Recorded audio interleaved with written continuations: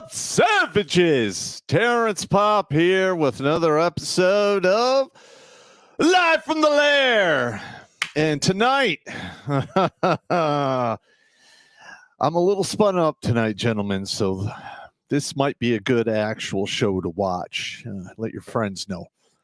All right. One of the things that's got me spun up here is this. Everyone who watches this show knows my main priority here is to educate men and keep them from killing themselves. And, you know, with my limited footprint, I think I've done pretty good. I could do way better if I had more exposure, but they won't let that happen. That's another story. All right. So I've been watching the tubes and the rumbles and the Odyssey videos, and we're all familiar with the redhead woman, Pearl Daly. Now, I did a video about her that will be out in a week or two. I begrudge her nothing, mainly because I'm in this to save lives. And, if we have to have a woman, red pill, whatever, speaking up to get out into the mainstream, then so be it. I know some people will get pissed at me for saying that, and I understand completely why you would be upset. But this is life and death, man. All right. This isn't like hurt pride or ruffled feathers or upset feelings. This is life and death shit here. And it needs to be addressed as something that's life and death. Because if you haven't been paying attention, and I know the mainstream media hasn't covered this in quite some time, and it's actually hard to find the numbers if you do searches across the main search engines in regards to male suicide rates. They're off the hook, and they have been roughly since, I would say, the end of the Vietnam era. But it is what it is. Okay, so I did a video a while back where I basically I dressed down Matt Walsh in regards to his viewpoint on the marriage, or let's just call it what it is, a mirage, because the mirage of today is not the marriage of yesteryear. Okay, it's nothing but illusion now, because they've poisoned the institution of marriage against 50% of the population who, quite frankly, hold up the contracts of the mirage. All right, so now the main ringleader of Daily Wire's, Mr. Shapiro, I begrudge him nothing. I really appreciate the effort he puts forward to trying to get this country back on track. But listen, you're worth $51 million. You're married. I don't know your personal life, nor do I care.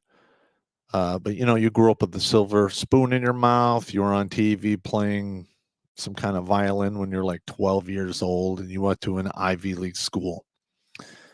All right, I can't come anywhere close to that with the resume that I currently have. But I did go to college, and I paid for it on my own dime. And I basically did all of the high-speed whiz-bang stuff that can be done in the Army, and I did it in a theater of war. I've led men in war and battle. So that is my background when I talk about stuff like this. Now, I'm not going to get all Mr. College Word on you. I'm not really that guy. I'm a grunt. So I dumb it down so every swinging pecker out there can understand exactly what I'm talking about. All right, now for assistance, we have Evil Shaggy in the house. What's up? What's up, man? So let's get this started. Living the dream. All righty. Well, we also got a Red Pill Rhino here joining us as well tonight. Dual stream. Yeah. Crossing Hello. the streams tonight. Crossing the streams. Something they told you never to do. We did it. Well, I mean, like I've said this quite a few times, gentlemen.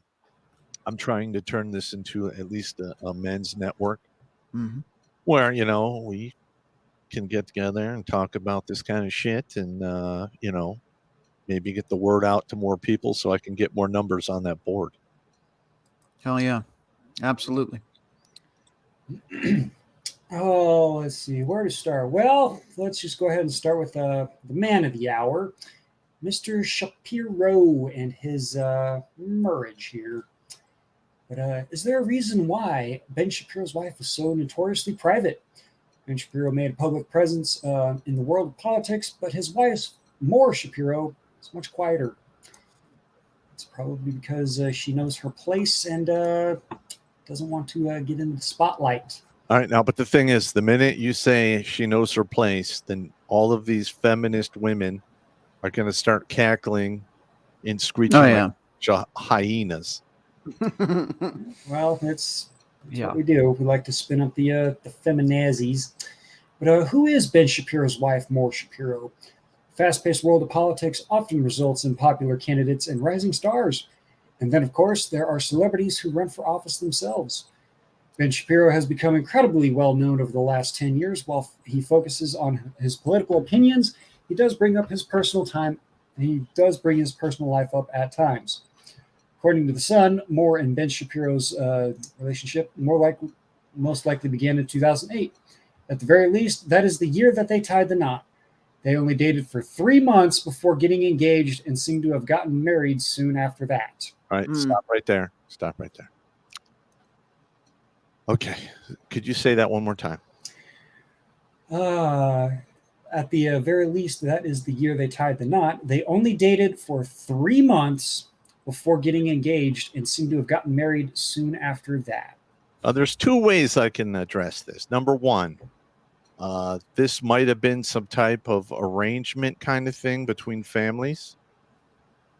And, statistically speaking, those types of arrangements do tend to last, go the distance. The other thing is he's an idiot, dick thinking guy. Yeah. And I don't think he's too smart for that. Right. Yeah, So there I you think go. so. Well, one of the issues we'll get into a little bit later, but I do want to address is that he says to date for your values. Now, while I don't disagree with that, one of the problems I have with his thinking is that his whole philosophy is find the right woman. Let me fix this level here really quick. It keeps adjusting down. The problem with that is with modern women, there aren't many good options.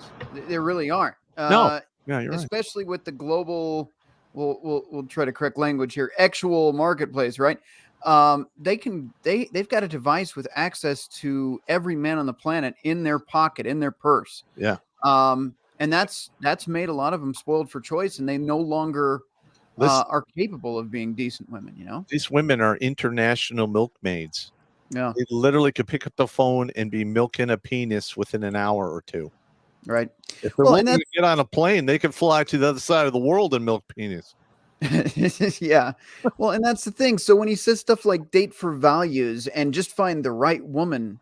Okay, let me ask you something. When was the last time any of you watching the show are able to read minds? I know I never have had that ability. So how am I supposed to know that the person I place bets on isn't doing this to get the cash cow and divorce me in 7 years? You don't. And therefore, I can't recommend it under any circumstance. Yeah. And, a lot of these women, they might start off with all the great intentions, but they, they have the 1,000 cock stare. They can't pair bond. Their oxytocin receptors are burned out. So, they get married and, inside of 7 years, there's a 42 to 46% chance you will be divorced. Yep, and we got some statistics to go over there a little bit later on that. Yes.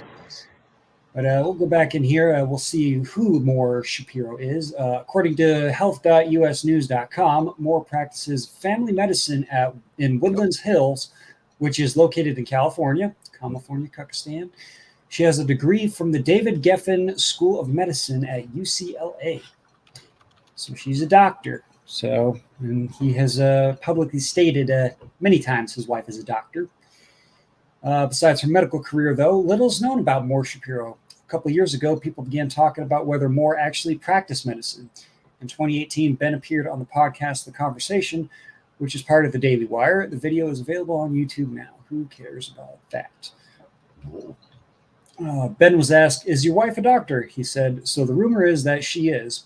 The last 10 years of my life, I spent watching her go through medical school and then residency. All the time suggests that she is. You want to know why I'm so proud of that my wife is a doctor?" He continues, "Number one, I'm proud of her because she's a special person, and because that took a lot of work. But second of all, it's my accomplishment too, okay?" Bit of a narcissistic moment there. I was here for the whole thing. It's been so long and so terrible, but she's actually a fantastic doctor. It's obviously her accomplishment. Fine, okay. So what type of medicine does she practice? It was family medicine, I believe. Okay, so she's nuts and butts doctor. Okay, Hmm. all right. Just is there any other like like main parts of this? Because I really don't care about his wife that much. I don't begrudge him or her anything. I just don't have any interest in talking about his wife. Right. Yeah, not Until really. she No. files for divorce, it's not an issue. Yeah. Mhm. Yeah. Not bad looking. I give her a 4. Yeah, listen, here's another thing, and this is off subject a little bit, but a lot of men out there are picking their women strictly on looks. Yeah. You literally you're setting your own death trap with that, and the bait you're using is your own penis. Yeah. And I mean, I agree with Mr. Shapiro. Is if you're gonna invite a woman into your life on a semi to permanent basis, you need to have a lot in common because the looks fade and the pussy wears out. Right. Well, and I don't disagree with you. When I mentioned the values thing, I don't knock him for that. It's just like, first of all, you never know somebody's true intentions. But yeah, I guess if you do have a lot of common ground, same religion, same political beliefs, you're both into artsy fartsy stuff, for example, then there you go. But another problem is he points out, and we'll get into that again later, but he points out all of the things wrong with modern marriage and says, but you need to do it anyway, and red pill people are wrong for saying otherwise. Like, Yeah, and we'll okay. get to that. We're gonna rip that apart because that's just emotional mumbo jumbo, and I'm disappointed in Mr. Shapiro for arguing emotion like that. I've never seen him do that before. Yeah. So yeah, pretty much how that goes. What's the next one we're going to there, Shaggy? Oh, let's see. Well, we talked about that one real quick, but let's see here. See what the next one is. But well, as we know that marriage is a 50-50 chance that you're going to be divorced. So here's some statistics in 2023 revealing divorce. Oh yeah, this is a good one. Yeah. So the key divorce statistics in 2023. In 2021, a total of 689,000 divorces occurred across the 45 U.S. states that report the statistics. During the same year, 1.9 million marriages occurred, making the U.S. marriage rate 6 per 1,000 people. Fools. Yep. How many marriages end in divorce? So what about the famous statistic, half of all marriages end in divorce? That's true, but only when it comes to first marriages, which half are dissolved. Second and third marriages actually fail at a higher rate. Yep. Yeah. I believe it's 50. What is it? 63 and 73% chance of failure. Yep. Probably pretty close. Yep. I knew it. When do couples divorce? When marriage ends, usually some time has passed since the wedding. In fact, the average length of a marriage prior to the divorce is 8 years. Yeah. Okay. Yeah. 7, 13, 21, 24. Yep. And how long does it take and how much does it cost?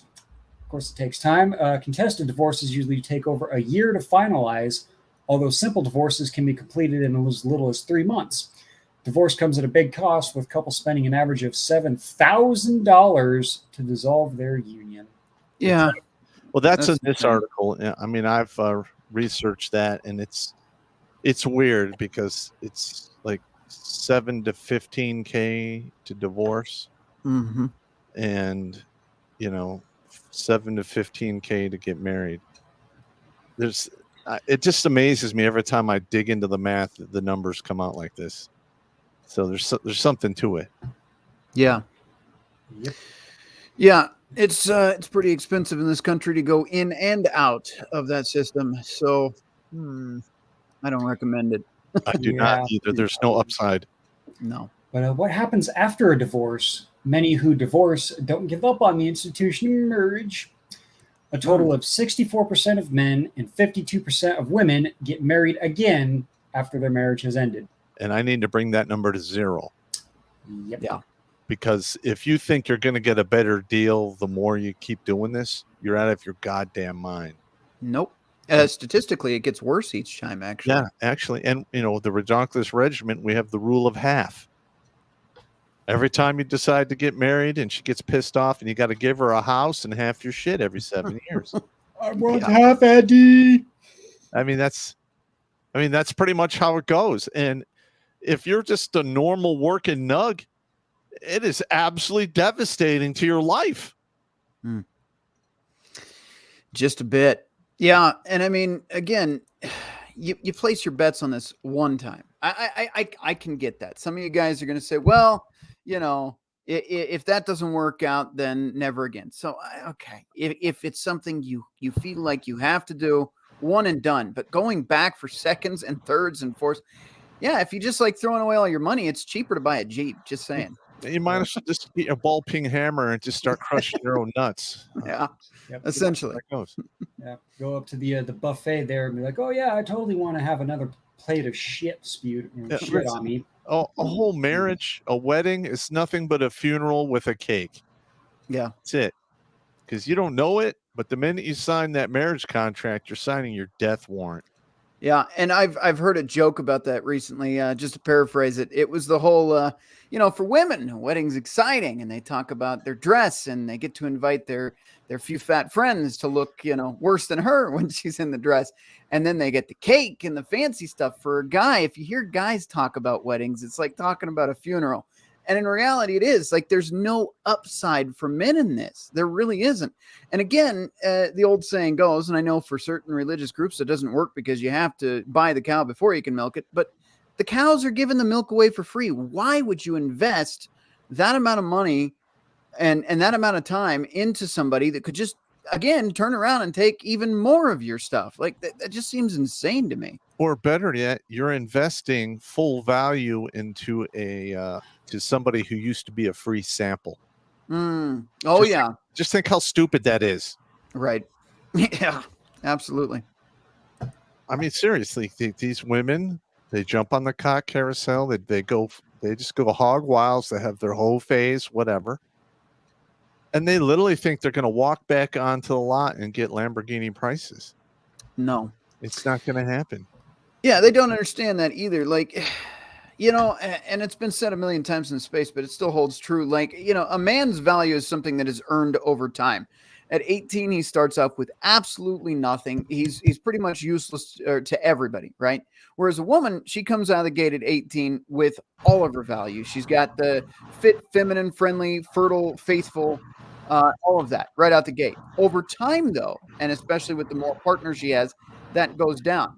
But for men, it's quite the opposite. So when women in their 30s are now looking for a man to rescue him, like his value's up, her value's plummeted. Like, why would I place my bets on you? Where were you at 20 years old when, we could have figured this out? But no. Now suddenly you're interested, though. You had me in the friend zone for a decade, but now suddenly, for no reason at all, she's interested. Yeah, sure. Yeah, right. Remember me from high school?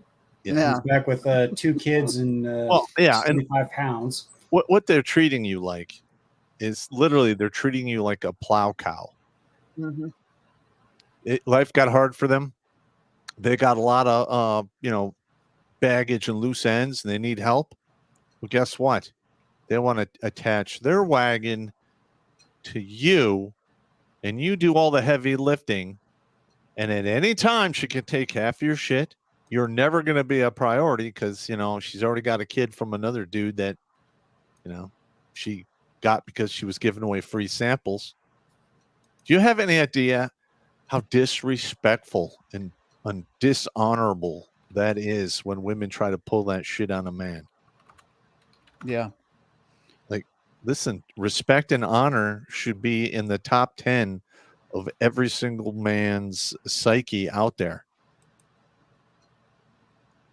And the way it's looking now is we have a lot of these soyentists out there, these soy boy cuck manginas, who will literally settle for that shit and simp for these women, and they just make it worse for everyone else when they do.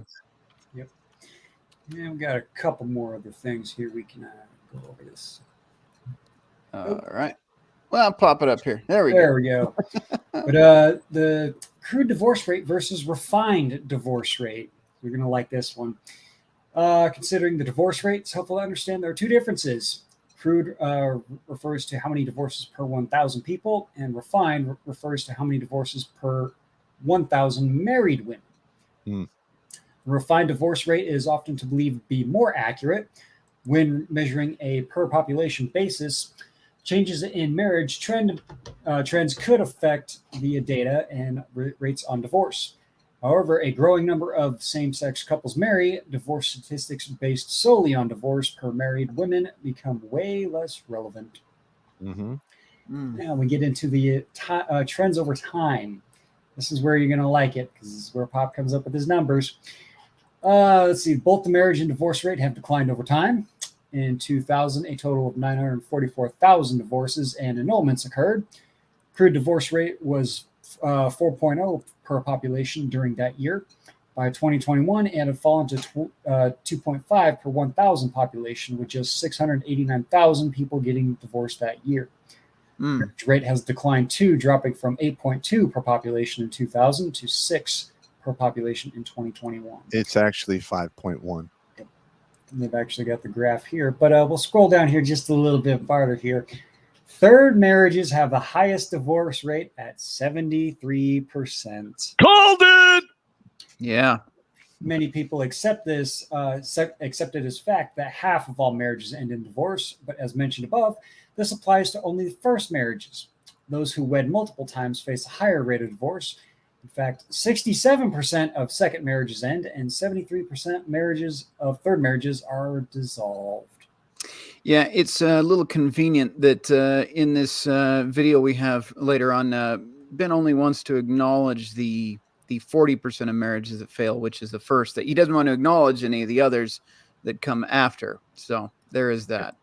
Listen, there's a reason why I call the vagina the Bermuda Triangle.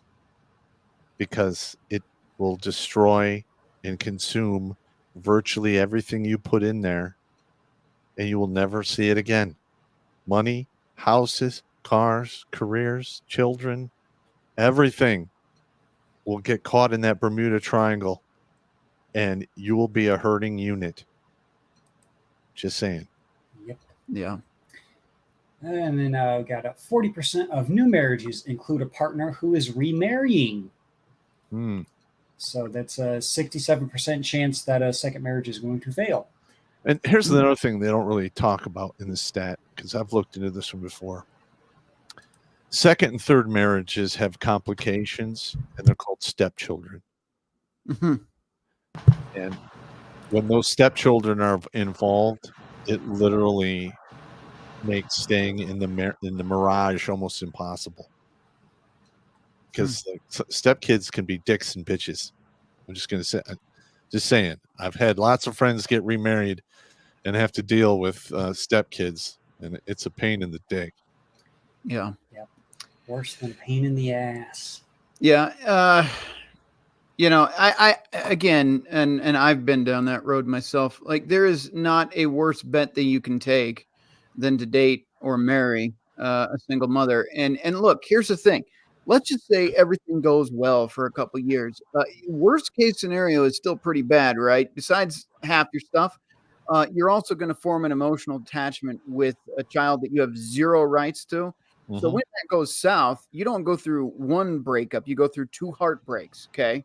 And I'm telling you, it's not worth it, man. And again, you'll never see that kid again. She moves on to, let's just say Tim the pool boy, and you're SOL. You know what I mean? It's guaranteed heartbreak squared. Yeah, you're absolutely correct. You're absolutely correct in that observation. Yeah, we'll just cover up a couple more of these spots here on this, because this is quite a list here. Yeah, I didn't expect you to read the whole thing, bro. Yeah, but we'll cover this one, the big one. Having friends who are divorced increases your risk of divorce. Shocking. We've said it many, many times. When your lady friends go out for their ladies' night, and one of them just happens to get divorced, usually not too long after the one or two other ones start with that. You notice how they left the gender out of there? Mm-hmm. Yep. Like, if a man's friends get divorced, more than likely, it really doesn't impact him getting divorced at all either. It's usually the women that do this because they invented that word. What is it called? Oh, yeah. Frenemies. Yep. Yeah. Yeah. And the other thing, too, what happens with a lot of these ladies is you've probably heard this term before, crabs in a bucket. If you're not familiar, if you've ever seen crabs in a bucket, they could probably all escape if they work together. You know, a couple hoist each other up and they get over. But no, they don't do that. Instead, they claw each other back down in the bottom. When it comes to relationships, some of the most miserable women out there that are friends with the married women will talk them into divorce. So he's not good enough for you.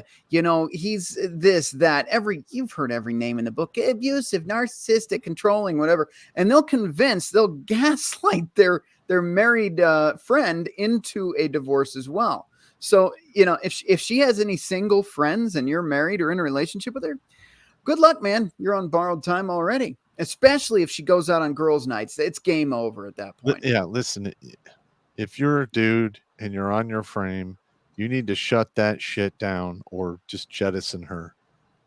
Because women that do that, they don't respect you. And if she's getting all dolled up to hang out with her friends on ladies' night, it's the equivalent of a for sale sign shopping for new kayaka on her chest every time she walks out that door. Yep. Again, absolutely. It's dishonorable and disrespectful to you. Yeah. I think we'll cover this last one here, and then we'll move on to the next one. But divorcees are more likely to die earlier than married people. Good. 65 and out plan. Yep. Divorce can have a surprising and long-lasting consequences. One of those consequences is an increased risk of early death. Sadly, the mortality rate is 1,363 per 100,000 for divorcees, compared with 799 per 100,000 for married couples. Divorced men bear the brunt of this increased risk, with mortality rate of 1,772 per 100,000, compared to divorced women with their rates of 1,095 per 100,000. There you go. And also, dude, listen, men have a higher risk of cardiac disease. We do stupid shit. We don't go to the doctor. A lot of that can be explained away because a lot of married men, their wives literally treat them like an animal and forces them to go to the vet and get their vaccines and make sure they're eating properly so they can keep pulling the plow because they're slaves. Whereas the dude who's divorced is like, I don't have to do any of that. Guess what I'm going to do? I'm going to snip cocaine off of hookers' asses. I'm going to smoke me the best cigars. I'm going to go all over the planet. I'm going to do dangerous stuff like scuba dive and skydive. Maybe get in a gunfight or a knife fight or something. Listen, that all impacts your lifespan. Yeah. You know, and the main difference, in my opinion, between the married guy and the unmarried guy is the married guy has a shepherd that makes sure he stays on the right path and stays safe. I mean, granted, yeah, you could live longer, but you know, let's face it, the kept person will rarely experience a freedom that the free person can have. Yeah. I mean, freedom is scary. Deal with it. I mean, that's just the way it is. Yep. But I'm going to go ahead and jump into these chats here really quick when we get a second. Just letting you know I am checking on both sides. So over on Rumble on the Redonkulas side of things, we've got Pixel GTOW for $5. Evening, boys. Good to see you. Happy to have you here. Let's see who else we got here. Scrolling right along. Paladin for $5. Ben's emotional argument lawyer. If the facts are against you, argue the law. If the law is against you, argue the facts. If the law and the facts are against you, pound the table and yell like hell. So there you go. There you go. Right. Admit nothing, deny everything, and always have a counter accusation. I understand completely. Yeah. All right. Over here on Redonkulas on the YouTube side, Demaster 12 here for $5. Irony, neocons whine about government encroaching in personal life, then shame you for not letting government dictate your life through women. Exactly. Yeah. He also follows up here for another $5. Neocons don't hate dictatorships. They hate the dictatorship not pushing their values. Know this. You can't say neocon without saying new scam. There you go. All right. Yeah. And just catching up on anything else I may have missed. I've got two computers open here, so bear with me for just a second. My side is looking quiet so far, so I think we're good. Let me check. You know what? We'll check MGTOW in a minute. Jimmy, you had another article queued up there? Yeah, let's go into the divorce is a risk factor for self-deletion, especially for men. Yep. Yep. And 531 lives are still here because Pop is doing the Lord's work and all that good stuff. Listen, I'm not doing the Lord's work. I'm an evil motherfucker. I'm just destroying shit that I was ordered to destroy. Okay. There you go. Saving people along the way, it's nice, but it's not my primary mission. It's a follow-on mission. It's important, don't get me wrong, and I'm glad it's happening. But please, don't put me in that bin of nice guy shit. That's not me. Yeah, we all know you're an asshole, man. Yeah. But let's see what they say here. The link between divorce and suicide has been known since the pioneering of sociological studies of Emil Durkheim. In the United States, the rate of suicide among persons who are divorced or separated is usually reported about 2.4 times greater than the rate of married persons. A successful marriage, it seems, can be a protective factor against death by self-deletion. Conversely, separation and divorce seems to increase the risk. Yes, it does. And mainly, and I've read this article, they're not explaining that the two things in a man's life is, purpose and employment. All right. And ideally, you want your purpose to be your employment if you can. But a lot of men, and they exist because their purpose is, I am a father and a husband to my family. And then all of a sudden she decides she can get a better Lincoln log somewhere else. And you're out. And you literally, the court system treats you like a criminal.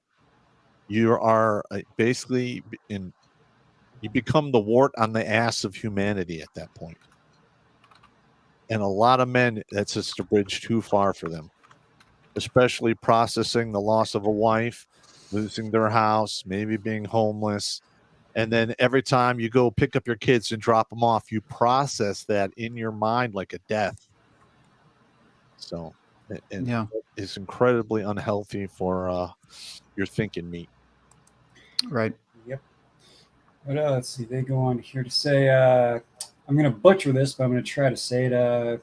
Kaposawa, I think. I'm just going to call her the good doctor. Noted that there were huge differences between the suicide rates among divorced men as compared to women. In fact, the data showed that compared to divorced women, divorced men were 9 times more likely to self-delete.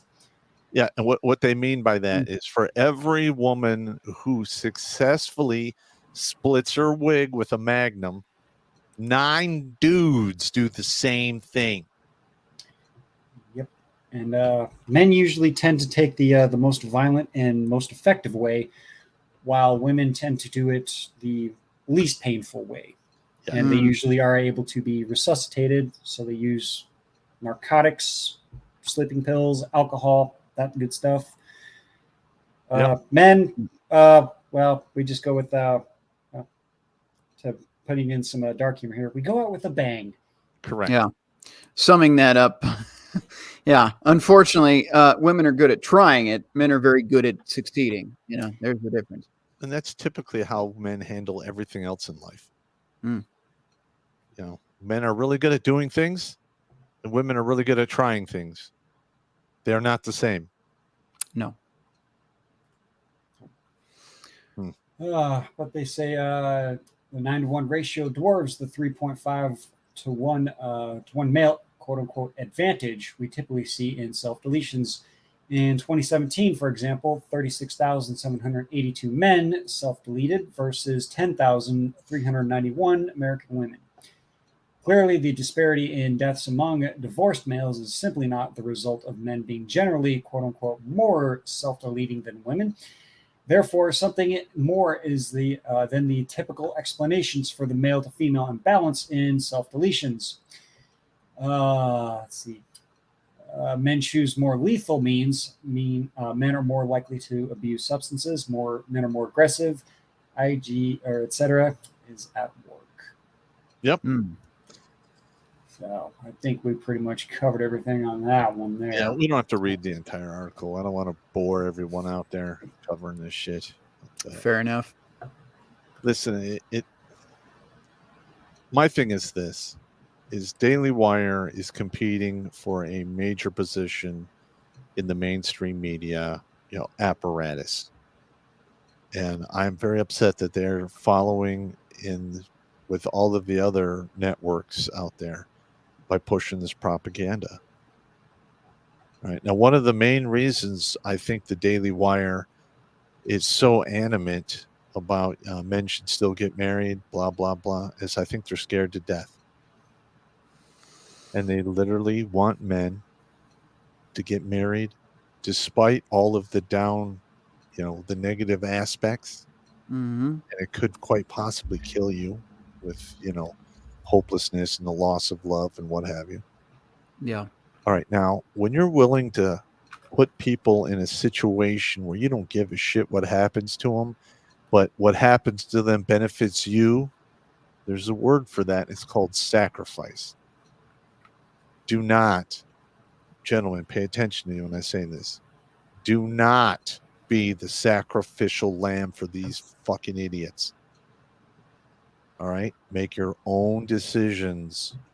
Stay away from this bullshit. Because there's no upside for you. Other than maybe you get a couple kids, but then you get to watch them grow up and fast forward while somebody else gets to spend more time around them than you do as their biological father. Right. Yeah. And, that's the thing. Like, we tell you, most of us have been through the experience, whether it's marriage or relationships. Most of us in this community have had our skin in the game, and more often than not have already gone through the stuff we're trying to tell you to avoid. Right now, everything's great for Ben. He's on the up and up. He's got a marriage. Everything's good. You notice something I want to point out. It's just, hang on a second. It's something that I've noticed recently with Crowder. So Crowder wasn't really talking about red pill topics until this divorce. And we all got to see, unfortunately, Crowder at some not so proud moments. And that's okay. That's part of the learning process. He wasn't in his frame. Hopefully he lives and learns from there. But I've noticed he's far more accepting of red pill ideas, to the point he actually had Fresh and Fit on the other day. But again, there's the huge difference. You have two people that are pretty high up on the hog. You have Shapiro that has no idea what men that have gone through it are facing. And then you have Crowder, who has gone through it, and you can see the difference in their attitudes now. And that's something to look at as well. Yes. And listen, I'm ashamed to say this, but while I was blue pill thinking, I was completely oblivious to the pain of men. And some of them were, really close personal friends of mine. And after it happened to me, I literally went there, weeping. I was so ashamed of myself that I could not see their pain. Unfortunately, that's how deep the blue pill programming goes. Is you literally don't know what's going on until you get the rug pulled out from underneath you. And then by the time that happens, you are on salvage or borrowed time. Yep. Yeah. But just to reinforce some figures here, we got some graphs here. Current divorced people as a percentage of people who have ever been married. So right there, they're hovering just about 14.4%. Right there of people who have divorced people that have never been married, or who have ever been married. And we come down here, and this breaks down by gender. Of course, we got 15% of all women and 13% of all men. All right. And the next one here is the breaks down to the races and whatnot. So we got 20% black, 14.3% white, 13.29% Hispanic, and Asian for some reason is 6.23%. Wonder why that is. Maybe they are maintaining their family values. Yeah, that would definitely be the one. Yeah, and listen, I mean, all right, listen, for a rich person, they say rich people stay married longer. What? Maybe they do, maybe they don't. I don't know. But if you have a lot of money, like say you have $10 million, you lose 5 of it, no divorce. Yeah, sure, it sucks, but you're not going to be like, trying to find a rack in a homeless shelter or living in your car or anything.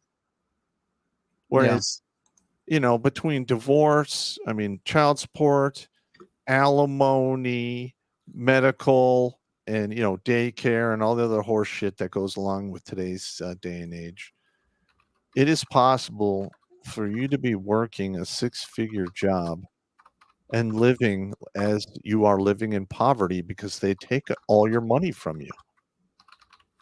And that includes taxes and everything else. And we'll do an example here so you can see it for yourself. As a matter of fact, we can actually do that right now here. Let's see, so you wanted to do the alimony there first, Pop? I'll pull up the child support calculator. Child support calculator. All righty, let me bring that up here.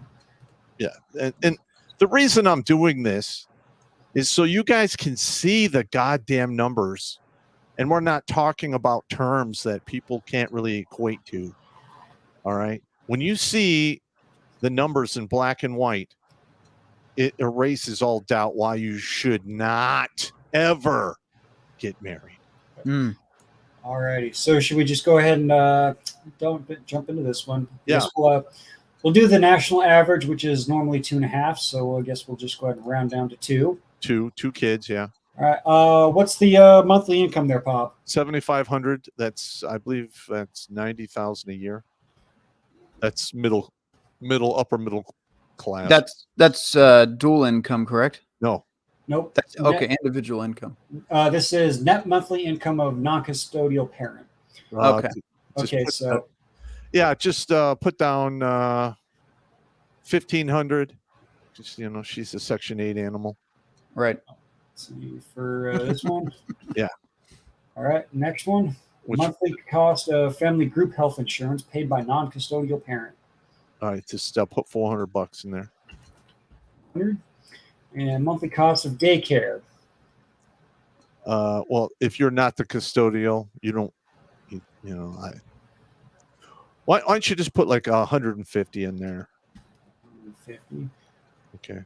No, bring it to 0 because I know lots of women who have their relatives watching the kid and they milk you for additional daycare money. So Right. just put 0 in there. All right. Now, net monthly income of custodial parent. $1,500. Oh no, $1,000 after tax. $1,000. All right. Amount of monthly support paid by custodial parent for children or spouse from a prior relationship. Just put 0. 0. All righty. Monthly cost of family group health insurance paid by custodial parent.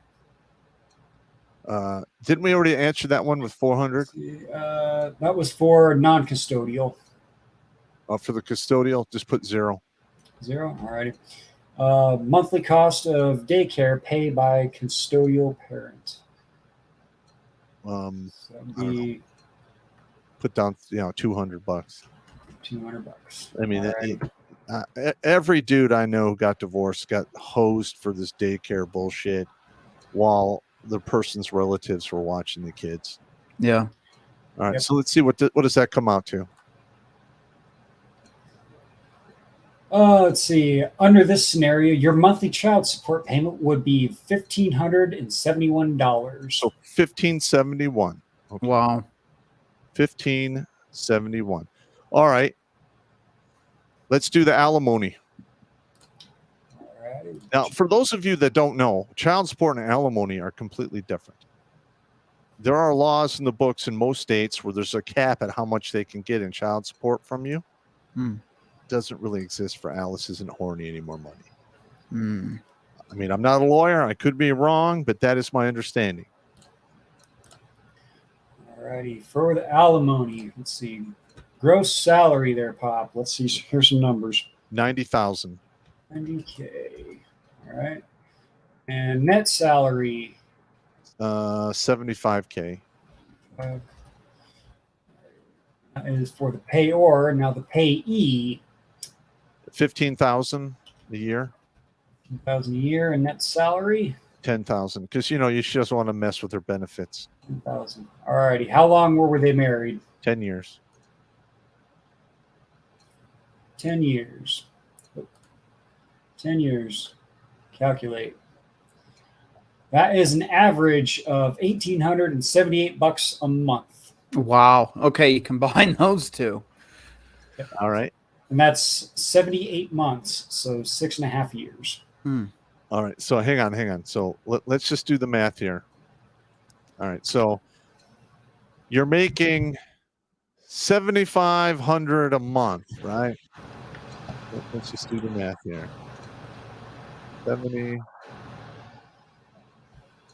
7,500 a month, and we'll multiply that by 0.3 for taxes. So you're paying about $2,100 in taxes. So let's just add this all up. All right. Let's see. 2,100 in taxes out of your gross pay plus 1,878 plus 1,571 equals $5,549. That is what it's costing you. So we'll subtract 7,500 from that. You got about $1,900 to live on a month. Wow. That's include rent, food, water, all the other shit right there. Now, they'll say, well, you don't have to pay the alimony forever. So how many months was that? What, 76 months? 6 years. 78 months. 6 years and 6 months. Math on that. All right. 78 times 1,878 equals $146,000, $484. You got to pay her for being your former walled out, stalled out vaginal crevasse. Yeah. So if you're a rich person, you can afford these numbers. If making 90,000 a year, that is like mechanical engineer pay in the first 6 years of their career. You go to school to become a mechanical engineer, you go through all that shit, you're making all that money, and literally you cannot live on the amount of money they leave you behind. Yeah. I'm gonna agree with you there. So average cost of rent alone, let's just forget a mortgage because you just got divorced. Yeah. Average cost of rent alone in this country is around $1,500 a month for an apartment. And I'm ballparking some of these numbers, but hear me out. Groceries that'll last you maybe 2 weeks as a single individual now, $200 for 2 weeks. That's $100 a week. Then you've got, if you have a new vehicle or a newer used vehicle, you've got your car payment on the line. Interest rates on those are about 18%. So even if you bought a car for $30,000, you're paying $55,000 for it. So that brings that up to about $800 a month on your payments. Okay. And if you get a used car, the interest rate is actually 3% higher. So there's that as well. So here's the bottom line. We haven't even paid for the insurance or the utilities or the water or the gas yet. And you're already out of luck. You're already in going back to your mom's basement. You see what I'm saying? Not a wise choice, not a wise choice at all. Yeah. And listen, and Ben Shapiro and the Daily Wire are not going to tell you this. No. They want you to sacrifice yourselves on the altar of marriage so they can continue on with their happy, healthy lives. Guess what? It is going to come down. when enough men are single and, this has just become so insane, it is going to turn into chaos and pandemonium. There will be death, there will be pain, there will be blood. And I'm not threatening anyone. I'm just telling you historical examples. This has happened before, and it will happen again because we are at our base core evil, hairless monkeys. Yeah. You're not wrong. And listen, and I watched some of those videos where, Shapiro and Walsh and Candace Owens were ripping on Pearl because she had the gall to speak the truth. And then she went on Pierce Morgan's show, who called her a provocateur because, again, she's just stating the facts and the truth, just like I do. And it really upsets me when people speak the truth and then they get attacked and turned into a villain for it. I can't stand by and say nothing when that's going on. It's just not in me. Yep. And again, for these websites here, it is what is it? It is maritallaws.com/alimony-calculator. So you can even bring up your state to let you know what those ones are. And then the other one was alllaw.com/calculators/child support. And then you can type in your state. Yes. And listen, I mean, you can go to your specific state and look up their calculator and you can get the ballpark of what you're going to wind up getting ass raped for. Yeah. All right. Now, the reason we're doing this again is you guys need to see the down and dirty numbers. And why would you willingly sign up for that? The only excuse I can think of is the length of your penis, because you're literally dick thinking if you allow yourself to get into a situation like this. Mm-hmm. Don't fucking do it. Yeah, I don't have anything to add to that, man. You're absolutely right. I can't think of any reason, especially after that. Good luck. Good luck convincing me otherwise. Even worse, if you're a guy who only makes $55,000 a year, guess what? You're going to have to get a second and third job. Yeah. Meaning you're not going to have time to see your kids. And that usually equates to you winding up being called a deadbeat, even though you paid all of the obligations. Yeah, isn't that nice? You work your ass off. You do everything you can. You get screwed over by a woman that I'm not happy. That's how that goes. And then, you're making $55K, which is, again, it's not much, but it should be enough. But then that's not enough. You miss a child support payment. You're a deadbeat now. Oh, and if you can't make those child support payments, you get thrown in jail. And I don't know how that works. I don't know if there's a program, and I'm being sarcastic. I don't know if there's a program in jail where you can make money enough to pay the wench that left you and pay for child support. But I don't think so. I think they're paying pennies in there last I checked.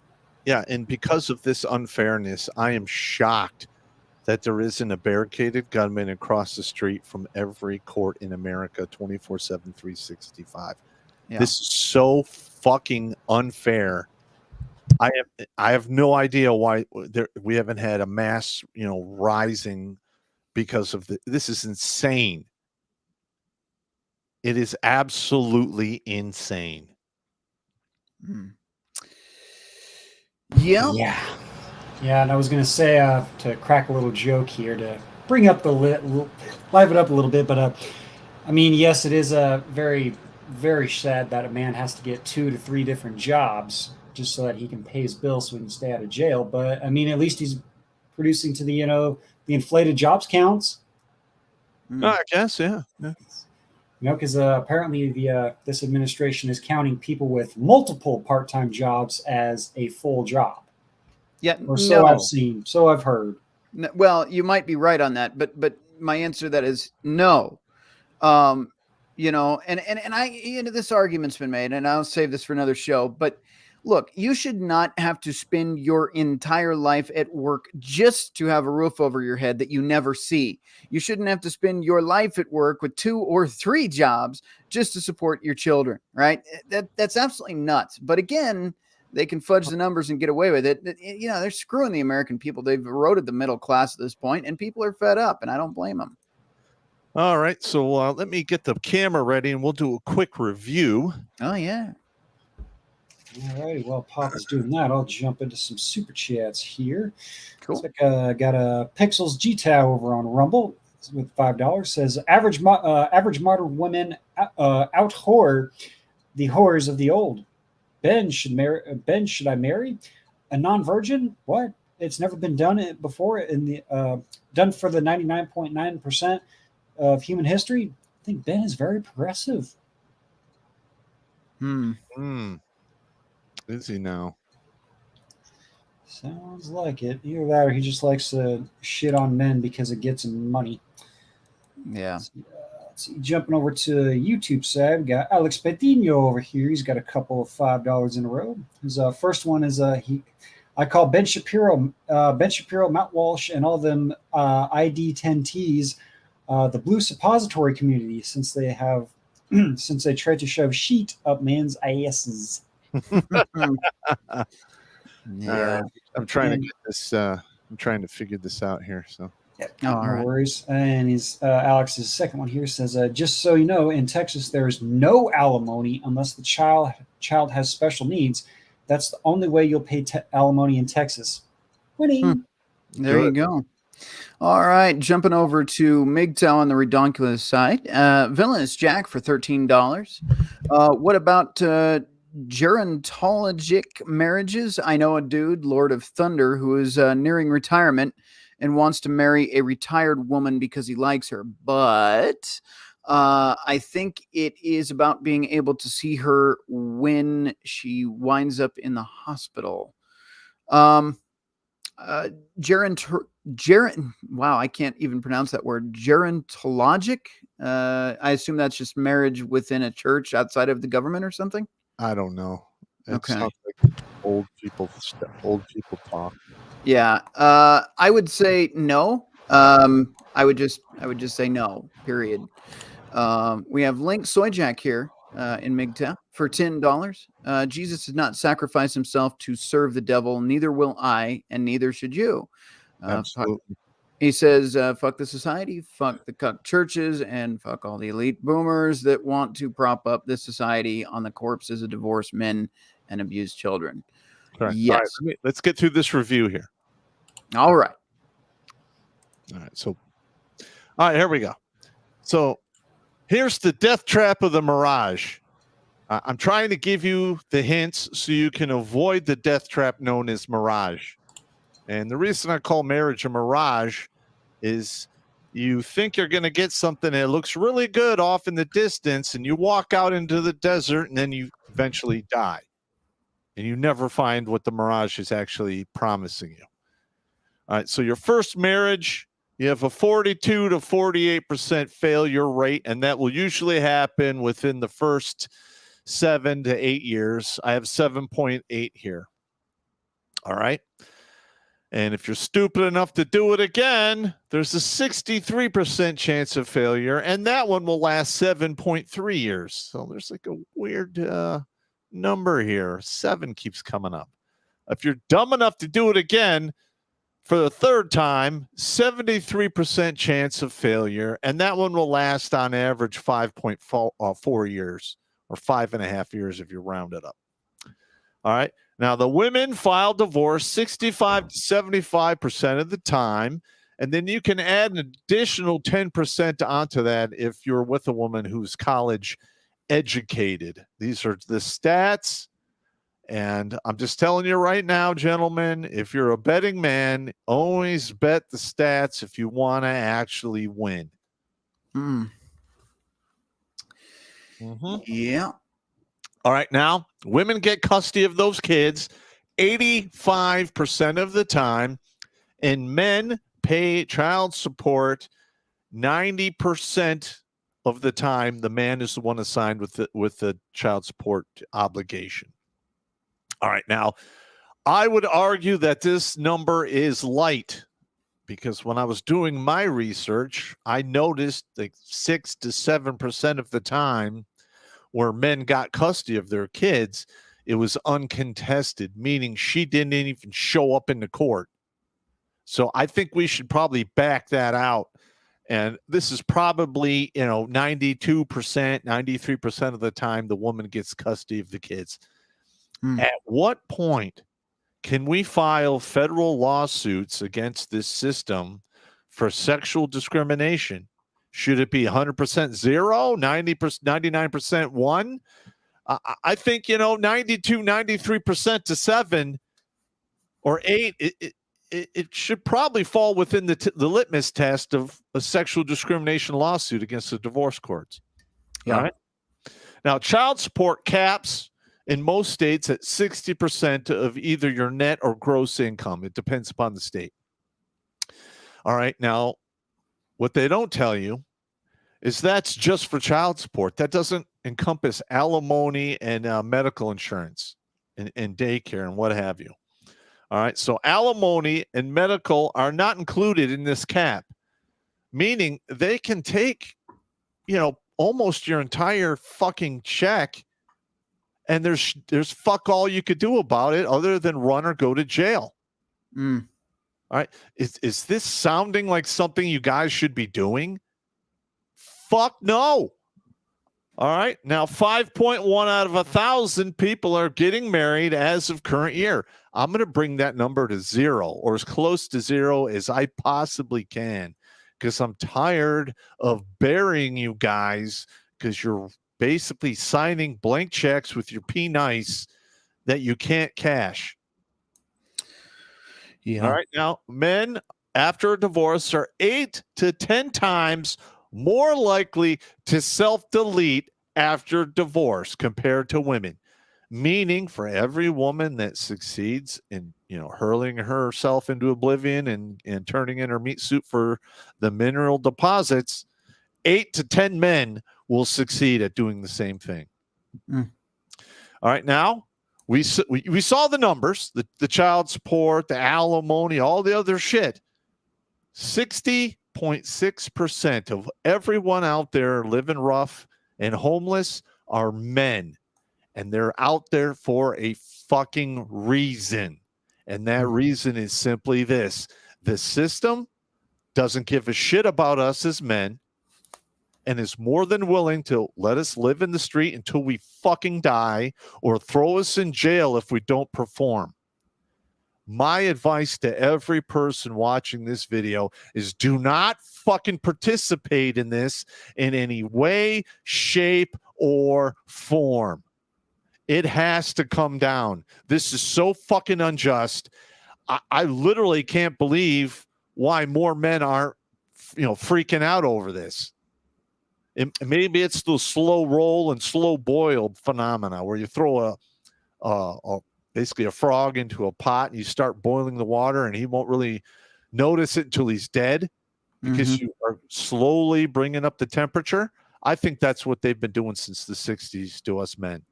And it's about time we said, fuck you, in my opinion. Yeah. And I don't care about Ben Shapiro and the Daily Wire. I respect what they do. They do put out some good material. I just cannot get on board on sacrificing men on the altar of marriage so they can have, better, more cushy lives. Fuck that. Yeah, and your channel and mine both, we've done several videos on the other effects of this too. The likelihood for those children to grow up either becoming a felon or engaging in dangerous activities, drug use, all sorts of things. That goes exponentially higher too with these women checking out, taking the kids and doing the single mom thing. It puts the children at every statistical disadvantage as well. And again, there's no stopping it in this country. We gave him, again, you go back to the 60s where this kind of started. I agree with you. You get the pill, you get the sexual revolution, you get all of that. And then along comes no fault divorce, which, by the way, some people say Reagan was a good president, maybe for the most part. But listen, this guy just said, all right, no fault divorce. Well, now that allowed women to just go, again, as I've said many times, I'm not happy, and leave. So there you go. So now there's no consequences. You can make up allegations, which they do in court quite often, about abuse. That's how they get the custody as well. They'll do all sorts of shit to just say, I don't want to do this anymore. But instead of taking accountability, instead of working it out, instead of having skin in the game, women are incentivized to leave. And I mean, they very much well are incentivized. You've got Section 8, welfare, WIC, child support, alimony, all of it. I mean, what more do you need? The government came in and said, you know who is a better husband than your husband? Us. Just divorce the guy. And on top of that, we get 50 cents on every dollar out of this transaction. So go ahead and divorce him. Make sure that we get the alimony and child support. That'll be cycled through the government. We get more money out of you, which is basically a taxation without representation. They're screwing you as men. They're screwing you. So when somebody comes along and says, but get married anyway, because it's the best way to keep society. No, it's destroying society. It's creating broken homes. It's creating a system that is completely trashed. I can't recommend this to anybody. Yeah. And especially with everything I said, like you're going to take that risk and not only destroy your own life, but your children's lives for a woman that is so entitled in our current system that she would take the government money over a family. That's insane to me. Yeah, you're absolutely correct. And are we going to show that video of Ben Shapiro? Because yeah, we can do that. Do you want to bring the guys in before or after that? Let's bring them in after so they could watch, all of the craziness. We're going to bring in some guys from the panel. Okay. Perfect. All right. We do have. Keep your finger on the pause button because I'm sure I will interject because. You got it. All right, we'll get that queued up here. Just give me 2 seconds. Will I find that? Yeah. And this will be the last week, by the way. You'll see any problems on the stream on my end. We just had a donation from Crusader Nate, so thank you so much for that. A new laptop here, so I am putting it together so we don't have any issues streaming anymore. So again, Crusader Nate, thank you so much for doing that. It does mean a lot and helps us keep these shows going. So. All right. This is the video here from Ben Shapiro's channel. As soon as it pops up, it should have already popped up. Let me see what's going on here. There we go. All right. Audio should be sharing. If you guys have any problems, let me know in the chat as well. If you don't hear audio, just hit 2. If you do hear audio, hit 1 in the chat, and I will see that. All right. Let's get started on this. Well, folks, there's something called the Red Pill movement. It's sort of a far-right movement that focuses in on saying the unsayable. Stop it right there. Already. All right. Far right. All right. So he's starting off already blaming and shaming us, trying to pigeonhole us into some like far right conspiracy theory kind of thinking people. Yeah. All right. The red pill is nothing but a calm, logical response to the environment we have to live in. That is it. Period. There are no leaders. It's simply a movement where enough people looked around and said, oh my God, this is so fucking stupid. I'm out. Yeah. For a little bit of clarification, we do have a couple back here that are MGTOW on the panel, so we'll get their perspective as well. But Red Pill is just a philosophy. It's just an idea. There are no, again, like Pop said, there are no leaders. There are no set rules. It's just an idea we kind of all think together and agree on. MGTOW takes it a step further with the no cohabitation, no marriage, and everything else. Some people do MGTOW monk, but again, there's nothing extreme about it. They're guys that are just sick and tired of the system. So it is what it is. All right. I think I grab my moonshine because I think I'm going to need a few shots to get through this thing. All right. Here we go. Pilled have taken the position that it's bad for men to get married. A fascinating debate has broken out about the value of marriage. It's really interesting. So there are a bunch of people on the so-called right who have now suggested that marriage is bad for men, that men should not get married. Now, the case that they're making is not the liberal feminist case that basically men are useless and terrible and a woman needs a man like a fish needs a bicycle or anything like that. The case that they are making is that the stakes of marriage have been changed by things like no-fault divorce, custody arrangements, the child support payments, and all the rest, spousal support. That basically the legal regimen has made it not a bargain for men to. Yes. Yes, and I think we broke that down quite clearly. We just went through the numbers, Mr. Shapiro, using calculators from law firms on the amount of child support and alimony that you'll have to pay if you decide to link yourself permanently to the pink taco. Boom. All right. Yeah. And if you're not paying with green, you may or may not end up paying with your wife because it gets destroyed by that. Yeah. Let's see what he says from here, though. Get married. Now, I agree with the critique of all of those policies. I think no-fault divorce is a disaster area. I think that the child custody arrangements that basically always go to mom no matter what, that is a serious problem. When you shift the incentive structure, there's a reason why the majority of divorces, the vast majority of divorces, are now initiated by women. But that is not because in the past women were wildly abused and today they are wildly liberated. What that really is when you shift the incentive structure and it turns out that all the risk is now taken by men, women are going to be the ones who actually activate and push that divorce button. However, the red pilled have taken it one step further. And now they're telling young men, you should not get married. It's too dangerous to get married. Don't get married. That's foolish. That's foolish. So let's go through some of these arguments. Okay, foolish. Yeah, foolish. It's foolish. It's foolish for me to want to keep the gun out of your fucking mouths. All right, because guess what? These guys are getting divorced, turned into paupers, can't see their kids, and literally they're killing themselves at breakneck wholesale speed, or they're overdosing, or they're drinking themselves to death. So yes, I am telling the young men out there, do not do it. It is not in your favor in any way, shape, or form. But let's let Mr. Shapiro move on with his emotional argument, because this is I'm thinking that's where this is going. Yeah. All right, play the rest of that shit. Uh-oh. Okay. Yeah. Sorry about that. Had a little glitch there. There we go.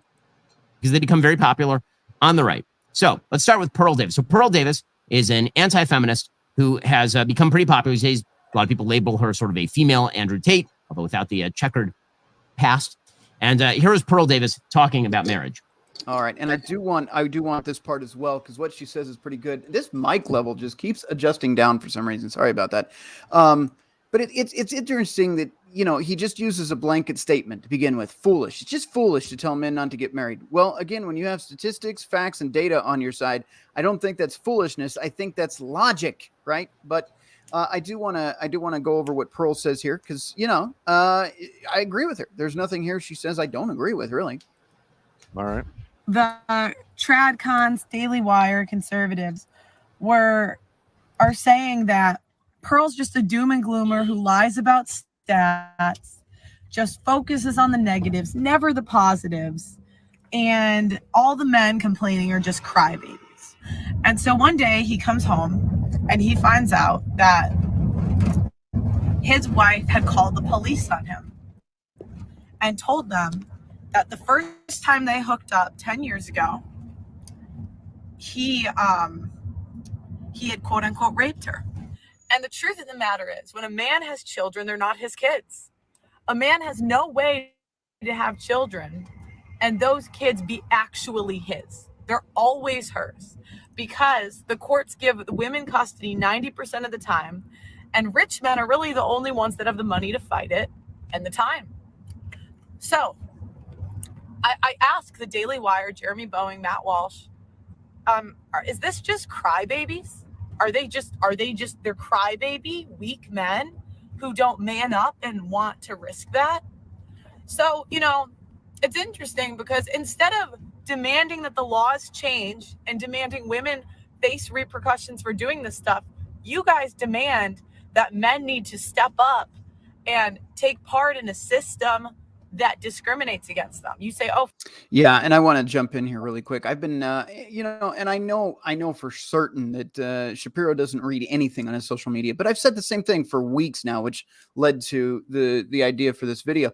Like, hey, when are you gonna start attacking the laws? You guys write the big checks over there at the Daily Wire, but you want to again shame men into marriage rather than maybe going and attacking the legislation that is costing men their lives. Why don't we focus on the problem rather than telling men just go into the meat grinder anyway and hope for the best? Why not take that big fat fucking checkbook of yours and write a check you can cash against the system that's screwing men out of their lives and out of their kids' lives? How about that? How about we change the dynamic here and stop shaming men and start doing something about the corrupt government system that is screwing the men over? How about that? Just a thought. Yeah, and and I really get upset when they're like, they refer to the red pill MGTOW guys as a bunch of crybabies and subpar men. All right. Yeah. Now, I myself am a red pill MGTOW guy who was a real life Green Beret, a real life airborne ranger forged in the fires of the Ranger Regiment, a paratrooper, an infantry soldier who saw 3 formal conflicts come and go, who was almost killed in 2, and I've operated in several operations that'll never kiss the pages of fucking history. I've led men in battle. All right, I've had to drive on after being, grievously fucking wounded. But I'm some kind of subpar crybaby man. Go fuck yourself. Yep, absolutely agree. Let's roll through a little bit more of this. We're not going to play the whole thing. I think the halfway mark is good enough because then he just goes, well, actually, Pop, do you want to go over his stats, his numbers, or you want to just do the first half? No, we don't have to go through his stats and numbers because I've watched that part and he's kind of like playing with the numbers a little bit. Okay. And you could tell he's trying to influence people into men to thinking, well, it's not that bad. Yeah, but it is. All right, let's roll this. Find a girl that price, she won't do it. And I had this thought too, until I found a Muslim girl that did the same thing. I found a Christian girl that did the same thing. I found a Catholic girl. It's happening all over. Whether you want to believe it or not, it is happening. I don't care about your religion. I don't care about your church. This happens everywhere. Okay, so the argument that she's making against it, all these marital policies, those are correct arguments, and nobody is disregarding the pain of men who have been wrongfully victimized under these circumstances where the incentive structure is completely stacked against them. That is true. However, the benefits of marriage are still unbelievable. It does matter who you marry. To pretend that there is no difference between the person. It does not outweigh the risk. It doesn't outweigh the risk. I'm sorry. No, correct. Yeah, listen, I am sure there are women out there that are awesome, that would love to be married. But the rest of the women around you are fucking landmines. And all it takes is one person to step on the wrong landmine and he dies, or his life is radically changed forever. And once you see enough people wandering around in the minefield getting vaporized, you're like, you know what? I'm good where I'm at. I don't need none of that bullshit. And that is just logic thinking. Mm-hmm. Period. So I want to hear his benefits here.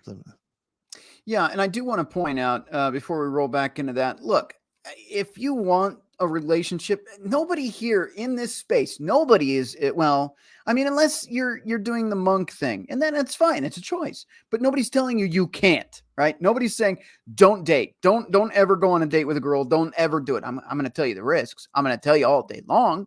But if you want to do it, that's fine. That doesn't mean you have to marry. That doesn't mean you have to do this thing where it's a love triangle, because it's you and her and the government. And the government's at the top screwing you and taking her as a resource to screw you. Correct. So why would you do that? Why? That's stupid. But if you want to date, go ahead and date. If you want to be in a relationship, more power to you. But do you need to involve the government in that? I don't think so. I think it's stupid. I don't like the government in my life, in my wallet, let alone in my bedroom. You can stay the fuck out of there. Anyway, let's go back into this. No, I want to hear these person that you marry that benefits. Yeah. It's happening with Christians and Muslims, and it's all the same. That's statistically untrue. There are things that you can do to mitigate against the risk of divorce, and the person that you marry is the chief mitigation. The truth is, No. You could eliminate no-fault divorce. That's how you could mitigate it. that in the Jewish community, we always have a backup plan in the sense that every marital contract is a prenup. Every marital contract is a prenup, right? A Jewish ketubah is a prenup. It guarantees certain levels of spousal support, for example. If you give a get, then it makes prior arrangements and all the rest. But one of the throwing out the baby with the bathwater is not the solution. So how about both? How about we revise the system of law? But also, in the meantime, you do need to find a spouse and get married to her. All right, stop it. You hear that? Yeah, I'm sorry. I gotta interject here. The whole thing here. Just do it anyway. Just do it anyway. I know the laws are screwed up. Maybe we can fix those. Maybe not. But do it anyway. Oh my God. Yeah, and he literally wants to sacrifice the youth of today on the altar of marriage. Yeah. I cannot in good faith recommend that to anybody. Can't do it. We just went through the numbers. They're absolutely brutal. Yeah. Fun times. Oh yeah. Yeah. Sorry, spun up there. We'll get back. And if what it requires for you to feel comfortable doing that is to shift away from the state mandated law and toward a contract arrangement, then do that as well. Right? We can have churches that sponsor that sort of thing. Because the truth is that those are enforceable contracts in court very often, the pre-custody arrangements and all the rest of that sort of thing. No, I want to go through some of the stats with regard to the benefits of marriage. And Pop, go ahead. That's absolutely incorrect. You can do prenups, but you can never actually put custody and child support stuff into a prenup because most states will just rip that right out of there. Yep. Yeah.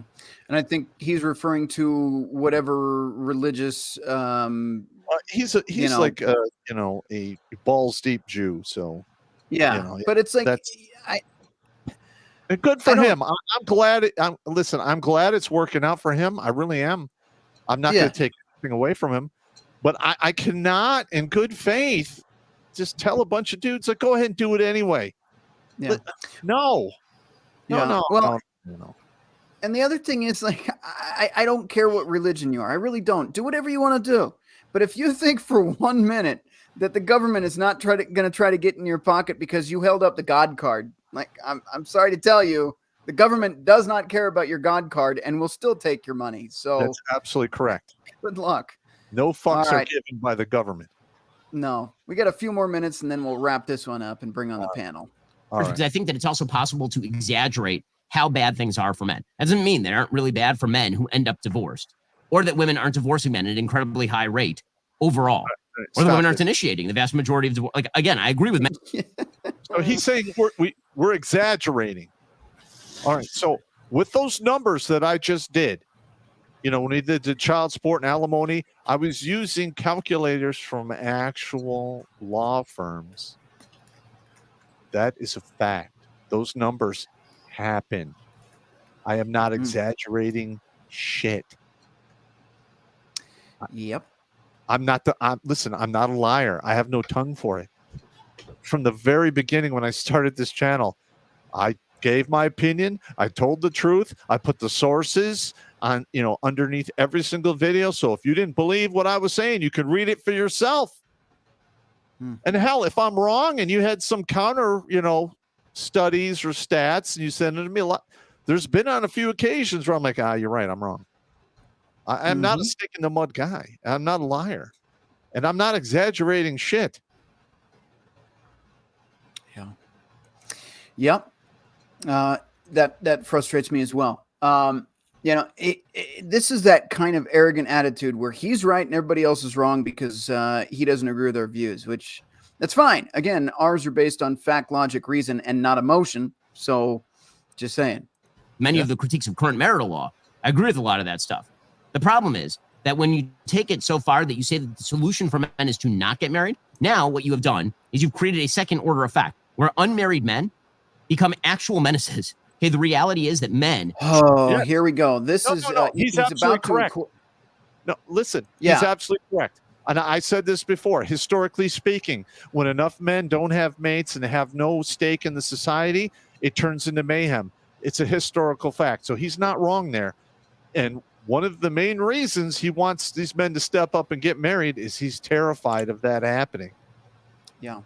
Well, again, just to play, devil's advocate with that, you have a system that is broken and rigged against you. What do you think is going to happen? Do you want these men to just comply their way into tyranny forever? Is that what you're suggesting? Do you want them to surrender their own lives to a system that doesn't care about them? Is that what you want? You want a bunch of complacent sheep that don't think for themselves? I don't know. I think the result of men walking away from marriage and what comes next and what he's about to say here is a natural process, like Pop is saying, in which people are fed up and they're not going to have it anymore. So that is going to be something you are going to see. I think that is coming. Yep. Channel their aggressive drives toward building, or they channel it toward destroying. And a system in which women are unmarried and men are unmarried. Right. That's something that the left wants.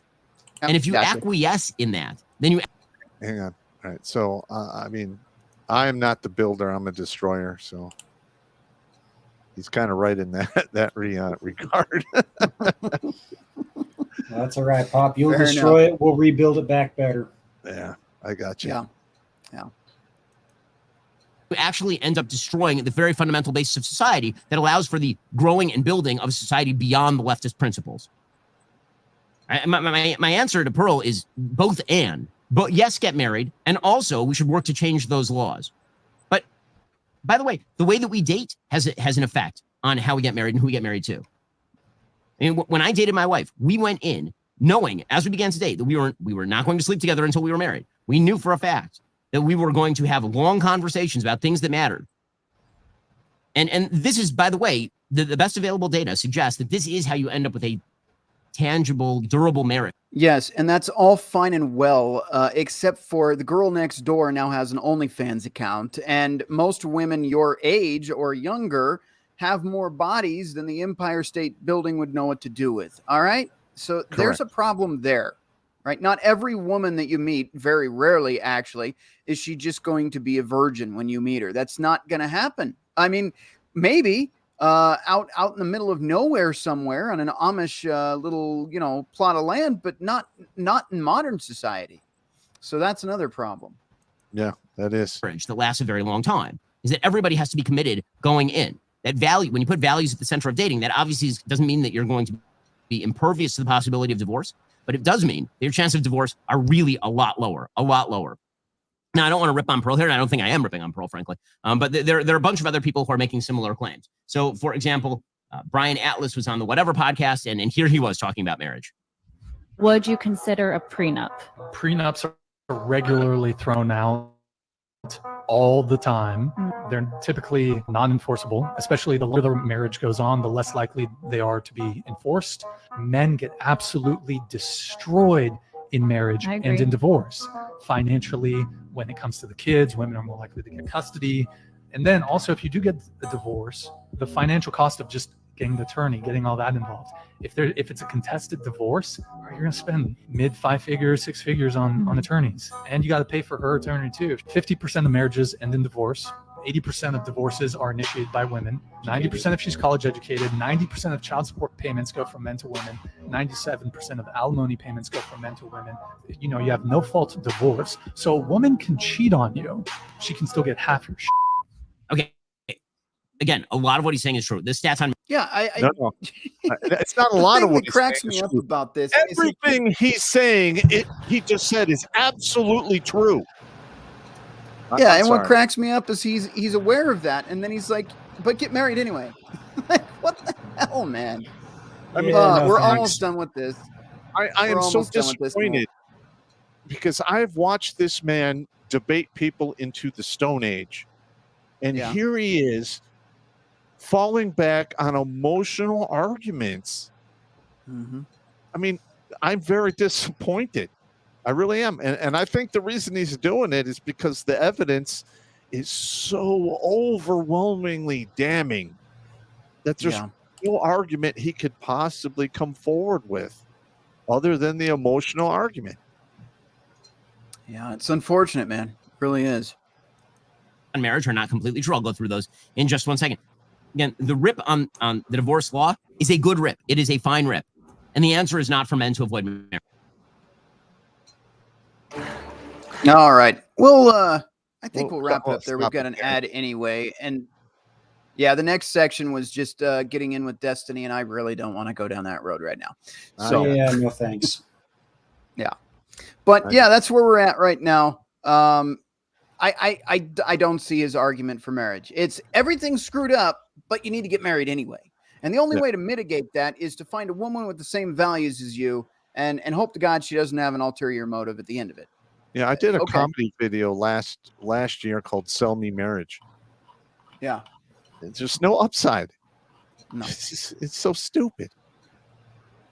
The only reason I could see anyone wanting to get married is to have some kids. But you need to go into it fully educated that there is a more than likely chance you're going to get divorced. You're going to watch those kids grow up and fast forward, and you're going to be turned into a financial slave until they're 18 to 21, depending upon the state you live in. Yeah. Yep. All There right. is no such thing as a higher risk, high reward thing than marriage. No. And I think we'll catch up on these chats here really quick, get the panel on here, but I just want to make sure we're not falling behind too far on the chats here. This is coming from YouTube on the Redonkulas side. Alex Patino says, let's see. Yeah, the last one was the Texas thing, right?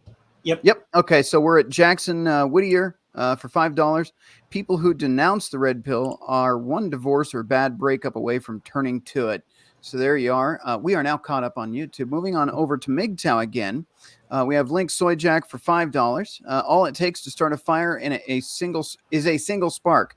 It took 3 years of abuse before the Chinese ended the lockdowns. Nobody thought an apartment fire in bumfuck nowhere, China, would finally get these Chinese off their ass, even the CCP.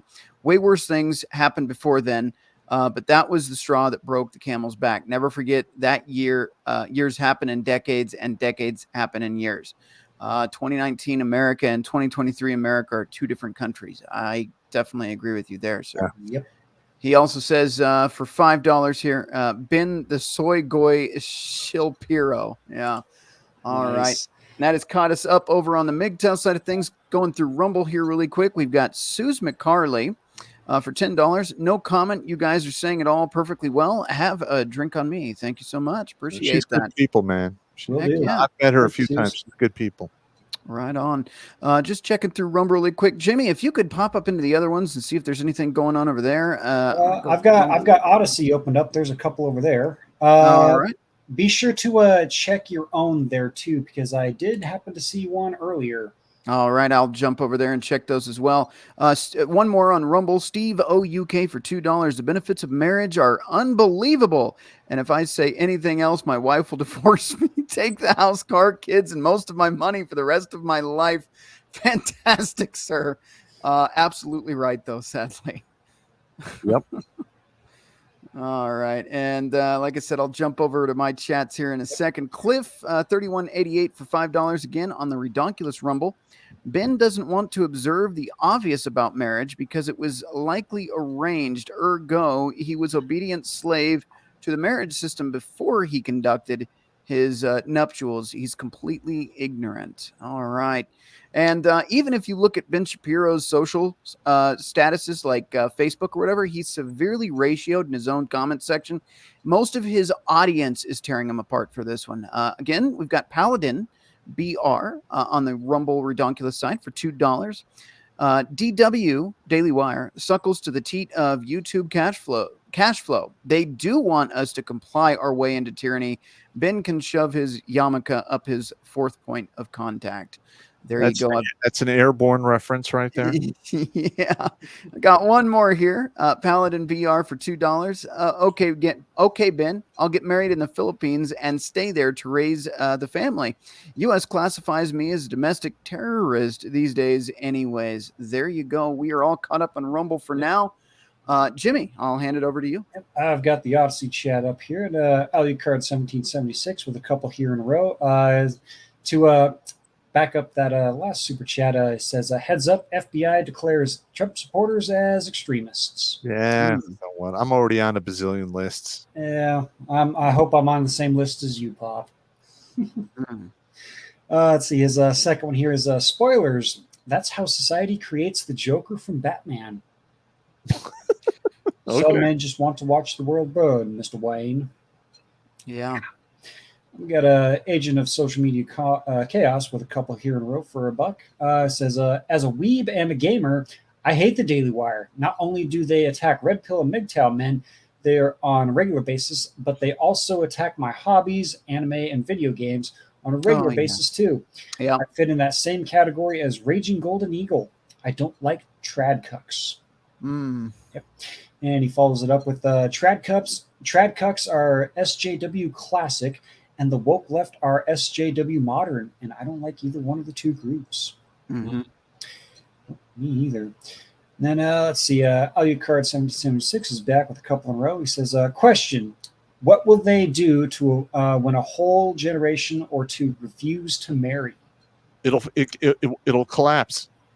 Yep. It literally will, and they're terrified of that. And they did it to them fucking selves. And I'm going to be honest. When you look back at history, when things get really spicy, it's really bad for everyone.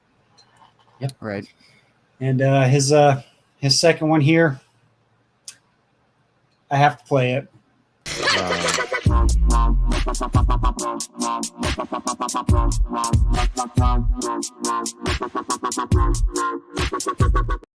God, I hate that bitch. Don't we all? Don't we all? Fantastic. Oh man. Yeah, Rhino, make sure you pull up your chats over I there. am checking that right now. I actually have my finger on. I'm on two mouses here. This is kind of interesting to learn.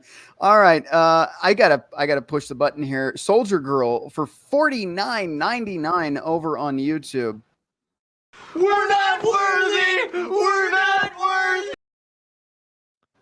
Thank you very much. Yeah, absolutely. Thank you. Hey, gents, this is from 488. He said, have a beer on him and appreciates you. That's 488 on your board, Pop. Awesome. Oh, yeah. All right. I will confirm his wishes and crack one open right now. There you go. Also, we have one over here from Eric Zombro for $5 on the Red Pill Rhino side of things on YouTube. This is Rhino. Ben has his slice of what he calls heaven. He, as Pop said, is terrified of everything crashing down. All the men's right pushes have done zero. Yeah, no, you're right. And that's the thing. He's living high on the hog. He's got the marriage. He's got the money. He's got the show. He's got everything he wants. But if the system doesn't comply with that, the whole thing doesn't work, and his whole system crashes down right in front of him. So, yep, you're right. It does. Like I called it from the very beginning. He's terrified. Mm-hmm. They're all terrified, and they should be. Yep. Yes, sir. And let's see, jumping back over here on Rumble on the Redonkulas side, Broken Pine 284 with $10. He says, take my money. Tell Blake his opinions and job is an oxymoron. Hey, look, he's got to pay the bills, man. That's just the way it goes. He does. All right, let me do a quick double check here. Looks like nothing new on MGTOW. And, we got another one. Schmuck, you gracious, very generous bastard there. Where's it at? Where's it at? Where's it at? Where's it at? Where's Am I supposed to push the not worthy button? Do you want me to push the not worthy button? There it is. We're not worthy. We're not worthy. All right. Thanks. Schmuck with $100. Whoa, thank you so much, man. Yeah, absolutely. Thank you. His comment, I can't let her show me up, damn it. Oh man, you guys are awesome, man. Thank you guys so much, and your Let generosity. us know in the comments if you appreciate this kind of show. Yeah, because I would like to do one of these like pretty much every Friday if we can. Mm-hmm. Now Blake is only on deck for Tuesdays and Thursdays, and he can't be on front. Look, he's a married man. He runs his own business. He just cannot be in the podcast world 5 days out of 7 a week. It's just not going to work out. Yeah, and kind of the hybrid thing we're doing here this week. I don't have everything set up, so we would actually like go to a break in this portion of the show and then roll into the other portion of the show. But we actually do have another section. We're waiting for the man of the hour. I have not seen him yet. Oh, I do see him. He just popped in back there. He's been popping in and out. I got to show you guys. So we do have a man of the hour. These guys have been helping. It was explained to me last night in a way, like I'm extremely humbled by you guys. Thank you so much. Like I said, I've been struggling through the last 6 months or so with this computer problem. CPU just gets pegged, memory gets pegged, and it's been really hard to either help pop out on a show or even do my own shows sometimes. Everything just likes to crash on me.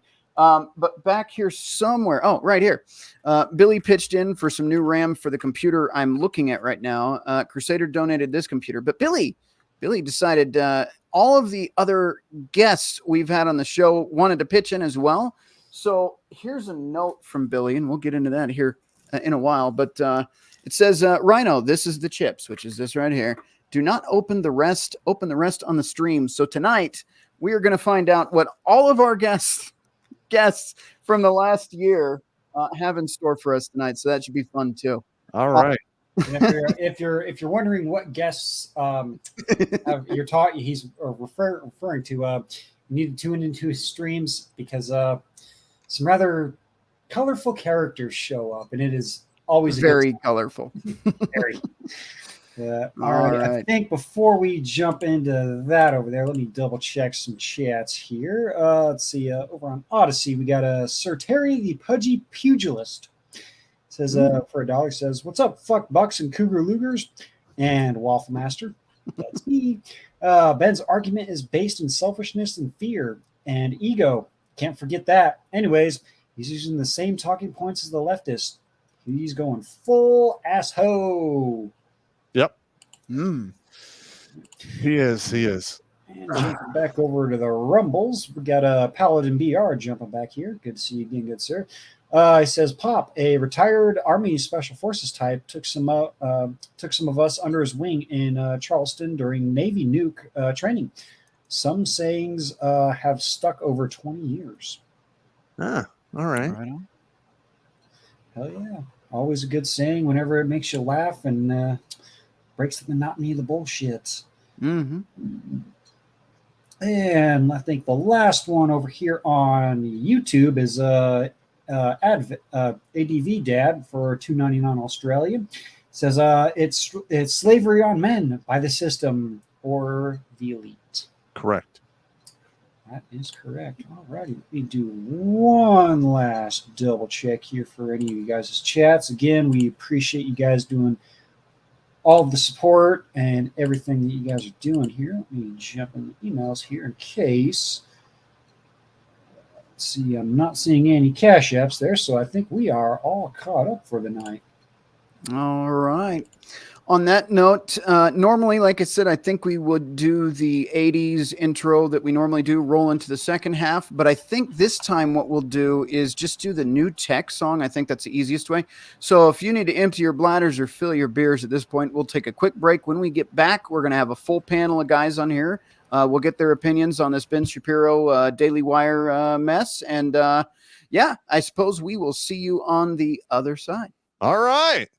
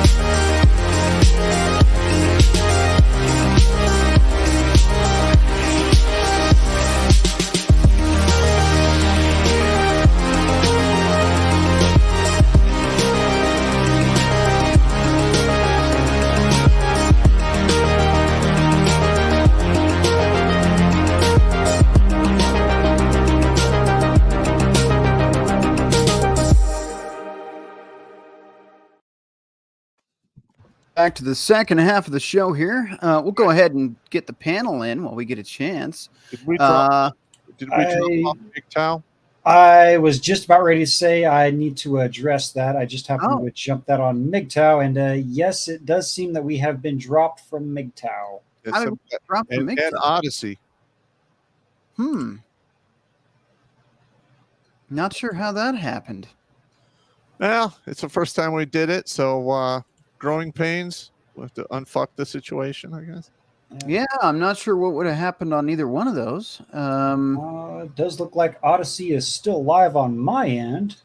All right. Let's see. Let me reload it and see if it comes through.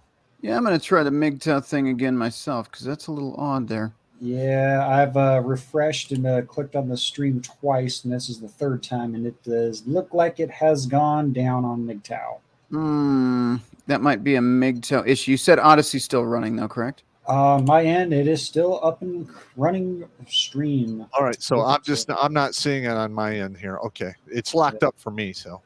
All right. So apologies to those guys over on MGTOW because it is the best chat on the internet. It is. I feel terrible for those It guys. really is. So That apologies for anyone that sent in a super chat through MGTOW there. I'm not sure what in the hell happened there. I'm not either. We can always go back and look at the super chats from MGTOW and read them. I mean, are we able to pull those up, Jimmy? I'm not sure.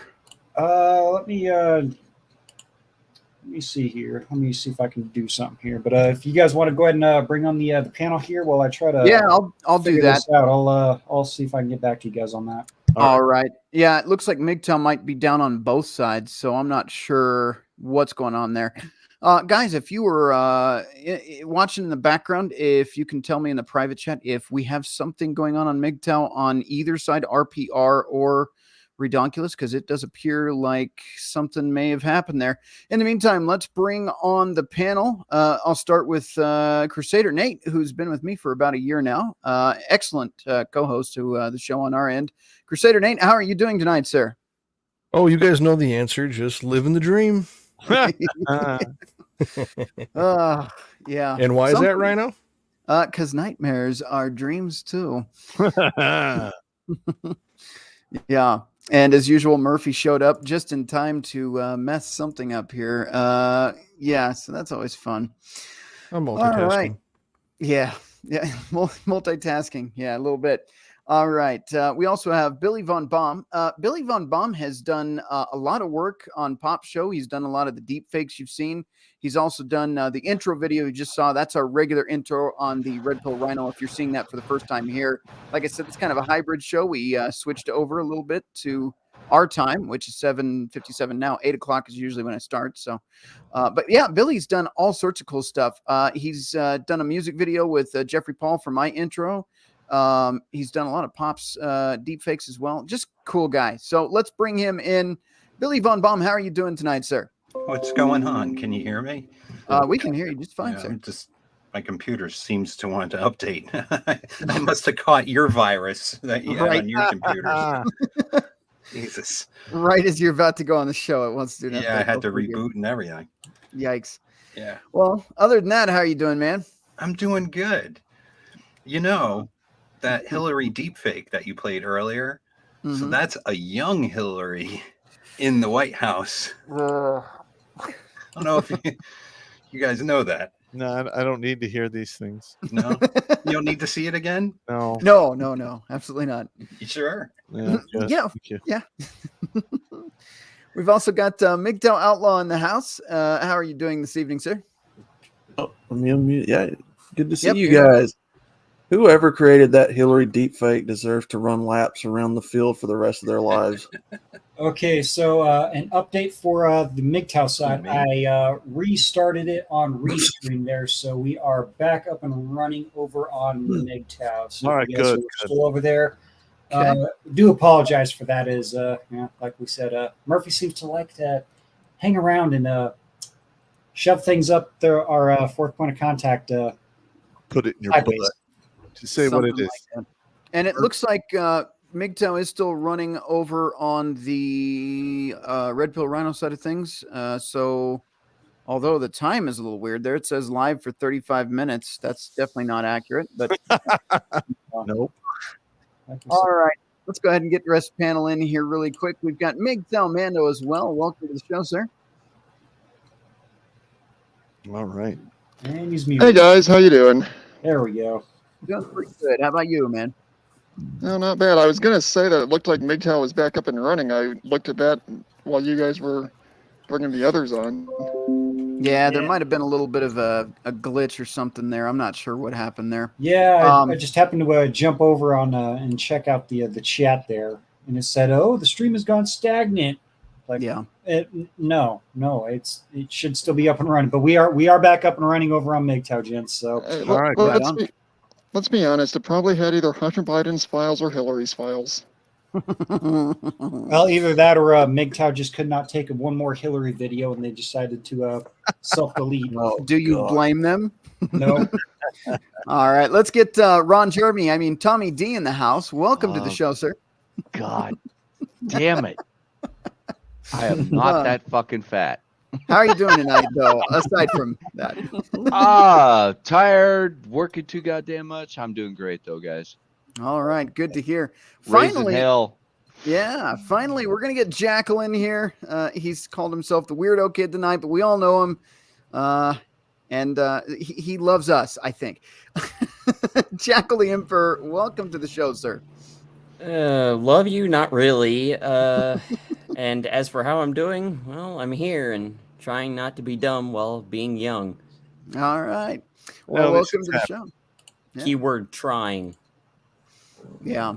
Well, gentlemen, now that I got you all in here, what were your thoughts regarding the whole situation with the Daily Wire, Ben Shapiro? We'll kind of go one at a time and see what you guys' thoughts on that is, because I am curious to pick your brains this evening on that. Yeah. Who's going to go first? Billy, go ahead, you spoke up. Well, I guess so. now it's on you. Yeah.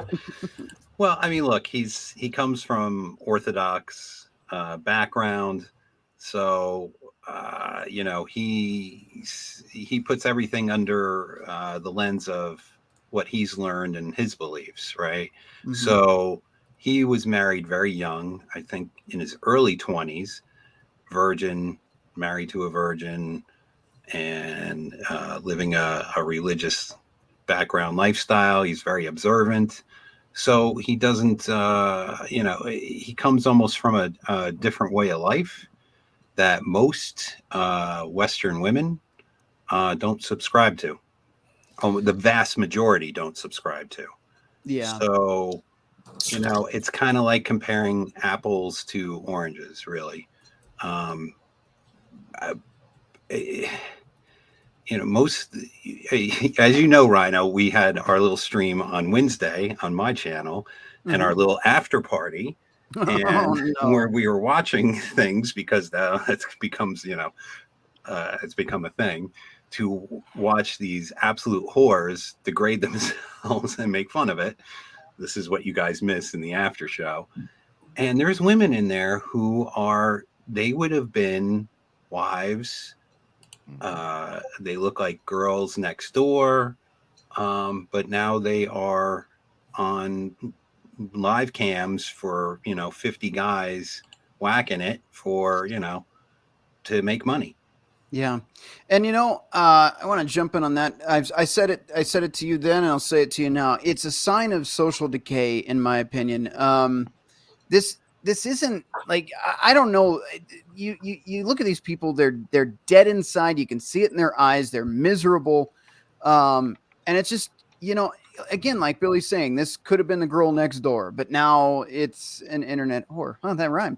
But no, it's sad. It's sad to see, it's just, again, it's social decay. You can watch the fall of an empire if you just look around you with the way our society's behaving right now. Yeah. Mm-hmm.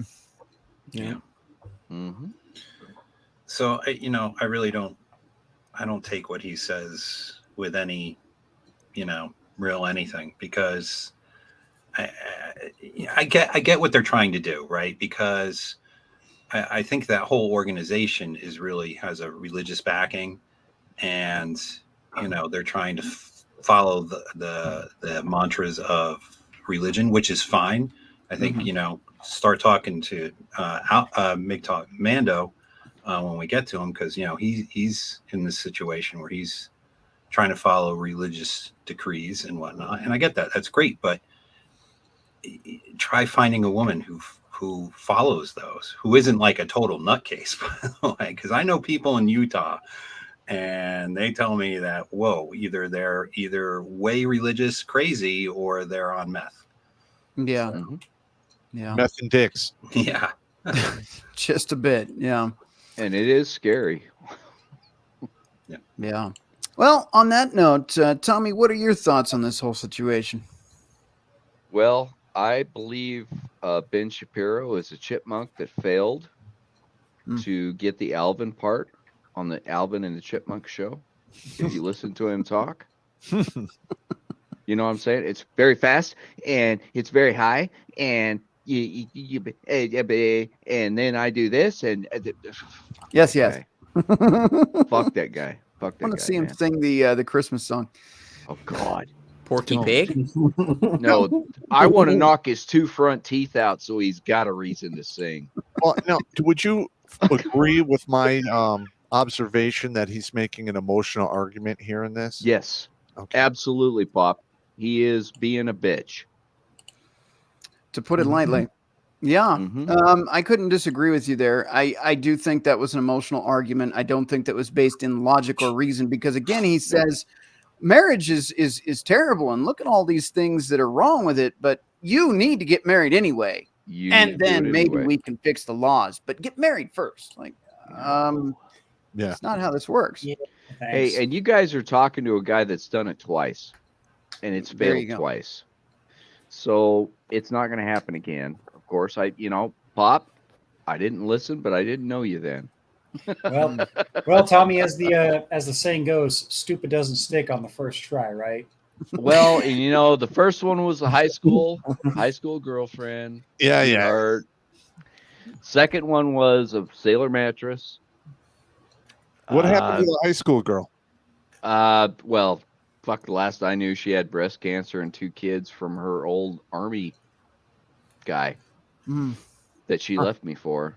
But, she moved to Alaska, so I don't know what the fuck happened. Yeah. My mom and dad have seen her in town a couple of times, so she moved back to the hometown. But they still talk to her. I don't. We might have to ask Sean if he might know her. Oh God! Well, she was in not. Fairbanks, so I don't think so. Okay, yeah, that's a different area there. That's way north. So yeah.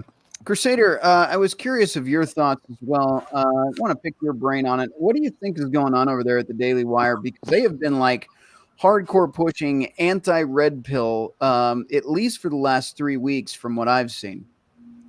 They've been pushing it longer than that. It's been longer. Yeah. They've been probably 5 or 6 years now. What they're starting to realize is that the cushy lifestyles that they live and rely and exist on are actually at risk, because a lot of men are actually becoming more and more what they call red pill aware, which means they're realizing the world they thought they were living in was a lie. Men are realizing that now. And now the Daily Wire is now realizing that with them losing a lot of subscribers and viewers due to the fallout with Crowder, what they're trying to do is try to, the old Daily Beast and some of the other websites, to trying to get the rage clicks on things, to get people involved, to get people in. And they're looking to blame and shame a segment of the society, and they're trying to annex in some of the more center left and left-leaning mindset of individuals, thinking they can get them to come in and subscribe. And it's just a numbers game for them. They really don't believe or think any of the stuff that they're saying is real or true. They're just trying to manipulate algorithms and trying to manipulate people's perception and perspective on things, just to draw more viewers in, just for the money. Yep. Yeah, I disagree with that. It's funny when Crowder did the episodes specifically with Fresh and Fit. You go back to Ben Shapiro and the posts he makes on social media, and he immediately jumped on him for saying that this is their opinion on Fresh and Fit. Doesn't necessarily agree with Crowder. I don't think the Crowder panel did agree, but Fresh and Fit were like, you got to at least have over 50 women before you can even consider dating seriously. And that was the first thing that Ben Shapiro jumped on. He's like, well, see, these modern red pillars are all about that. And I don't know a lot of red pill guys that agree with that either. Like, I don't. Yeah. I think you're just making it harder and harder for yourself as well, because you're creating the degeneracy that we're opposed to, you know? So, yeah. Outlaw, let's go ahead and get your thoughts as well, because I know you come from the MGTOW side of things, so I'm curious to see what you have to say about it.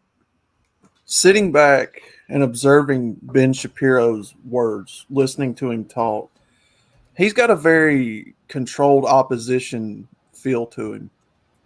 Like literally, when he says stuff like the extreme right wingers, right? Well, that tells me right there that he's towing a narrative of some sort. You know, it just is when you're up making certain amounts of money, and I don't know if somebody can tell me how much the Daily Wire that they're from makes. It's like with sports, anything else, you start having to toe certain lines. Red tape gets involved. You can't say certain things. So, you know, Ben Shapiro to me comes off as somebody very controlled opposition. But the question I asked in the private chat a while ago, I'm going to ask here. It begs the question, why is he so invested in men continuing this? What does he get out of it? You know, what value does he get out of men continuing this charade? He gets to live his cushy lifestyle, and he doesn't get to see his friends and family killed in the chaos. Because that's what happens when it gets to the point where people are like, you know, ready to throw down.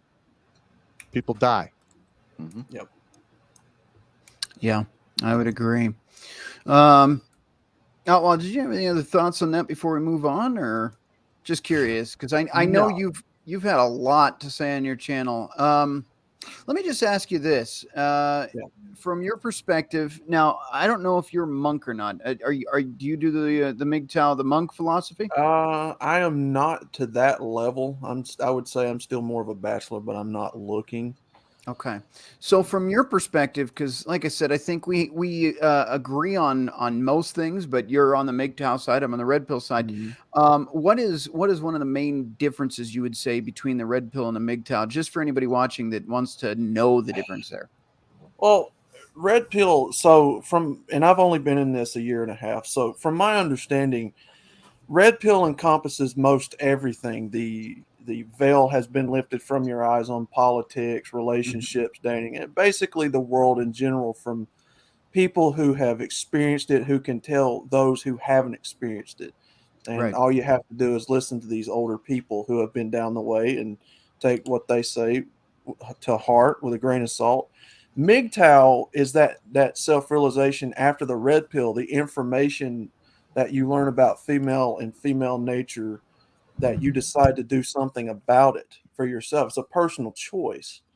And so MGTOW is that next step after red pill that a lot of men take concerning the information they've received on women and dating. If they choose to stop it right there, or if they choose to continue to pursue it further with women in relationships, you know, to be honest, there's really no wrong answer. But like you've said already in the show, you've got to warn these guys. You've got to tell them what's going to happen, because you've got to have a personal interest in people, man. You've got to care what happens to people. And I think that's where it comes from.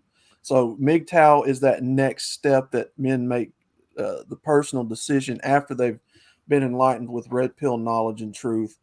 But for those of us who continue to teach red pill and MGTOW to other people, you know, you've got to care, man. You've got to care about these men on a personal level and a deep level. Yeah. And I do think, at least for me personally, I think most of you guys on this panel can agree. I've been there. I've been through it. I've seen the nightmare. I've seen just how bad it can be. Obviously, I never took the marriage route. But some of the relationships I went through, pretty nasty. So for me, it's that personal experience. And then I'm like, well, I don't want anybody else to go through it. So anything I can do to prevent other men from falling into the same trap, making the same mistakes, that's my motivator right there. Because it's rough, man. And I don't want to see anybody go through it if they don't have to. Yep. Oh, All right, let's see. Let's go over to Jacko really quick. And what are your thoughts, sir? I do want to hear your opinion on what you think about the whole Daily Wire situation over there. Well, I don't really pay attention to the Daily Wire very much because one, fuck that place, and two, well, you can already tell that because of the revenue that they're starting to bring in, they're starting to go the way of the greed, which it plagues every single organization or person, individual that sees a lot of money.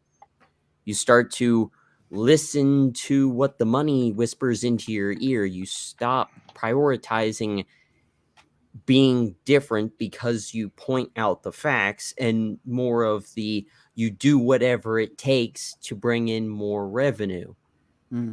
It just doesn't seem to be logical to do that at the moment, but when we all reach that point, it's kind of a way to see what will make or break you as a person. Now, regarding Ben's rant here, as Pop said, he's doing this because he knows that if enough men say, fuck this, I don't want to participate in this anymore, he's going to lose some dollars. And what is he doing right now? He's looking at life through rose-colored glasses. He's not paying attention to what's happening to Joe Schmo on the street. He's not looking at that. He's in I wouldn't say that he's in an emerald tower right now, but he kind of is. Yeah, because he's still making more. I mean, what Crusader just threw into the private chat there at Axios.com, they're making $100 million a year at the Daily Wire. Okay, now think of how much of that cut Ben is getting, since he's basically like their poster boy. When you go and open up a new tab, depending on which browser you're using, and you have Daily Wire ads on it, who do you usually see on there when it's talking about a big political debate or some event going on regarding politics? It's Ben. They've made him their poster boy, so they have him heading their first page. He's front page. He's like their mainstream reporter whenever they have something that is big and important and it should be on everybody's mind according to them. They put Ben on it and they throw it to him to tear it apart. So you can be guaranteed, you can bet your ass that his ego is getting feeded by this. Now, I don't want to throw religion into this because that could take us off on a completely different tangent, but let's look at what his religion is going to influence on his perspective. He's from a very strong Jewish family, okay? They are very by the books. I think I put it somewhere in the private chat up there, the specific texts in Judaism, their doctrine regarding marriage. It's required. It's a fundamental. Now, I'm not saying that it's not fundamental in other religions, because there are plenty of religions that share that same aspect. Marriage is important. Not only is it rudimentary for our species to continue, but it is a unit that makes up society itself. It is your one brick, the common brick to build a great structure. That is what a family unit is. It is your front line base, foundational building block. Without a family unit, you can't have a strong society. A community cannot hold firm without families in it. And I mean families with principles, discipline, and structure. If you don't have it, then it's just not going to hold together. And well, you're going to see what we have now. What happened? Families broke down. We saw it in the 60s. We already started to see it. I bet you could actually start to see the breakdown of it in the 50s. It was after everybody got a piece of the financial pie because they needed as many hands on deck building arms and machines of war for World War II, and then following with the Cold War. Once everybody got a piece of the pie there, two big things were realized. One, you break down the family and you start turning them into individuals that can be converted to numbers on a stat sheet for big business. Second, when you break down people's families into individuals that are on said sheets of statistics, just numbers, then they're easier to control. What did I think it was Napoleon that said this? Divide and conquer. Many other people have used that strategy in the past, but he's one of the most renowned ones that uses that phrase. But you get my point. You divide people up, you isolate them, and you break them down as individuals. And you influence how they think, and you influence what they do. Because all you have to do is mind games. You break them down with mind games, you can essentially turn them into a flesh puppet. They're Pinocchio. And you've got the strings on their limbs. So when you break them down like that, now you have an entire population of a whole country under your control. And on the onset of global technologies that can connect people together from across the globe, guess what?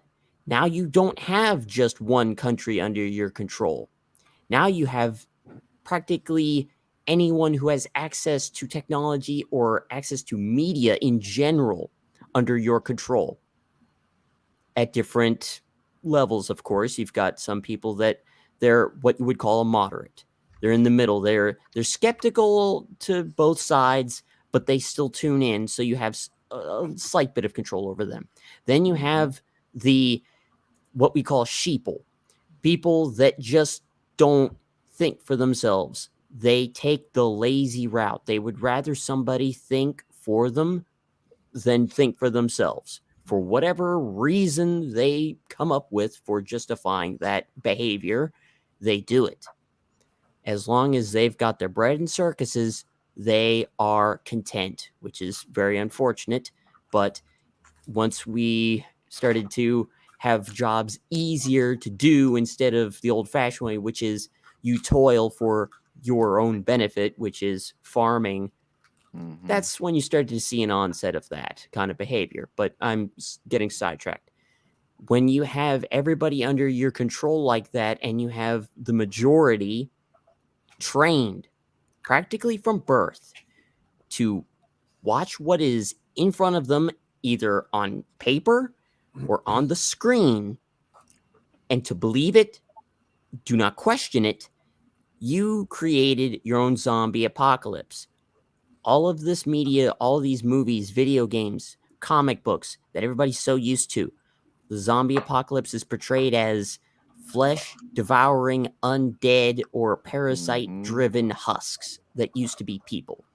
That's not what a zombie apocalypse is going to be in real life. In real life, zombies are going to be people that are programmed. They're essentially androids. They're like NS5s in iRobot, except for they've got flesh and bone. They follow instructions without question, and they are all getting marching orders from one source, the Cabal. Now that's a whole nother stream right there discussing that, but I think we all get the point of who we're talking about. Now, circling back to Ben, and I'll finish this up real quick because I'm talking too much. Ben here is clearly showing signs of controlled opposition. Point one, the terminology he's using. he was using very similar, and I even said this in the private chat, he is using very similar talking points and terminology used by media platforms that are supposedly against the Daily Wire and that the Daily Wire has vowed to combat. So if he's using similar ammunition, what makes you think that they are not secretly part of the whole cabal? Do we have proof that they're not? No. As we usually look in the justice system with this kind of perspective, you are innocent until proven guilty. With the current environment that we live in now, when it comes down to where you're getting your sources, you should start moving with this kind of perspective. You are guilty until proven innocent. You are the enemy until you prove yourself a friend. Yeah, because I would you agree. don't know who this is that is giving you information. Because we are not combating people specifically, we are combating ideas. And as communism has showed us, ideas are impossible to totally destroy. All it takes is one person. All it takes is one, because you can always count on there being sheeple that will believe whatever they hear. You always have to factor that in within the human population, within the billions of us little ants crawling the surface of this dirt ball we call a planet or home. There are always going to be outliers that do not think for themselves, and all you have to do is promise them something that they are looking for but not truly willing to fight hard for or work hard for. There will always be those that will listen to just promises of utopia, which is exactly what Marx promised in his False books. promises and all that other bullshit. Yes, empty Sometimes. promises that cannot be fulfilled. Okay, you live in a library. You live in fantasy world because everything you read in there, okay, you've got some perspectives of reality, and then you have a lot of fiction. When you live in fiction, this is what you get. You create an idealistic world instead of a realistic one. What do we live now? We live in a world where people are constantly in fantasy. You see a great amount and an infinitely expanding amount of fantasy on the internet. People are living in la la land. They are not looking at reality. They do what they do to get by. They go to work. Whether they like the job or not, which means that they may or may not put that much genuine effort into it. But they come home. What do? I'm guilty of this. I jump into the video games and I zombie out for hours at a time. Or I watch cartoons. I don't do that much anymore because the narratives they push in cartoons now are bullshit. Garbage. Yep. Jumping in on you here really quick. Jimmy, if you want to pull up and see if there are any more hanging out in some of the other platforms. I've got Rumble over here, Paladin, for $5. Pop, a retired Army Special Forces type, took some of us under his wing in Charleston during Navy nuke training. Some sayings have stuck over 20 years. Yep, we read that one. Yeah, we did. Let's see. All right. Now that we do got a MGTOW.tv back up and running. Apologies again for that, gentlemen. I did a hard reset on that one, so be sure to tune in for part 2 and whatnot. But we got Unlucky in Love, Unlucky in Cards with $5. He says, I'm stupid enough to the point where if you put a moderately attractive woman with no kids in front of me who wants to marry me, I do it. But they're not there. They don't exist. Whom is Benny talking about? What do you want me to do, Benny? That's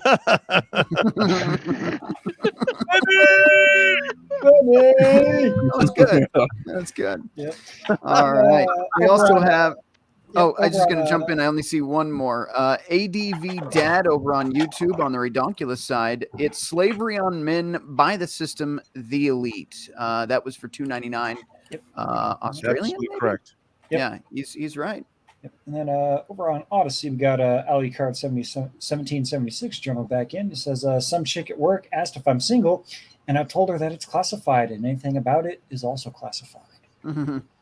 That's how it should be. Don't dip your pen in the company ink. Nope. Nope. Don't touch it. Don't Never. touch it. Ever. And don't Yeah. let it touch you. No. No. Right. Pop nailed it with his, and I am a purchaser of administrative violence. Thank you, sir. I'm glad you like that, bro. Mm-hmm. Heck yeah. All right. We had a last minute gentleman join the panel, and I'll get his thoughts as well. I know you were talking about it with us in Gilded. By the way, if you haven't already joined either of the Gilded communities, you can email at redonkulus12@gmail.com to join the Redonkulus side of things. If you'd like to join ours, head over to redpillrhino@hotmail.com, and you can join our Gilded as well, or do both, which is even better. Yep. And if you are a supporter on Give Send Bro Locals or Subscribestar, there is a link up there. The link is only good for a week. I will keep an eye on that, and usually Blake is the one that posts those and whatnot. But if need be, I will also repost the link up there. So, gentlemen, if you guys are supporters, check your messages, check the Redonkulus, and we will get you inside the Gilded. Good times are always had over there. Perfect. All right. I do recommend, though, if you have the app downloaded on your phone, turn the notifications off, or else your phone will be going off almost nonstop. Yeah.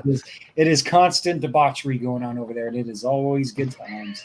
Yeah, I'll add to that. If you feel like you're lacking just absolute daily harassment in your life, Gilded is the place for you. Either one, Redonkulus or Red Pill Rhino, they both are just full of it. So you can talk to the guys on the panel tonight. Occasionally, once in a while, you'll see Blake and Pop in there. But yeah, it's a good place for all. So be sure to check it out. All right, let's get into Sean St. George here.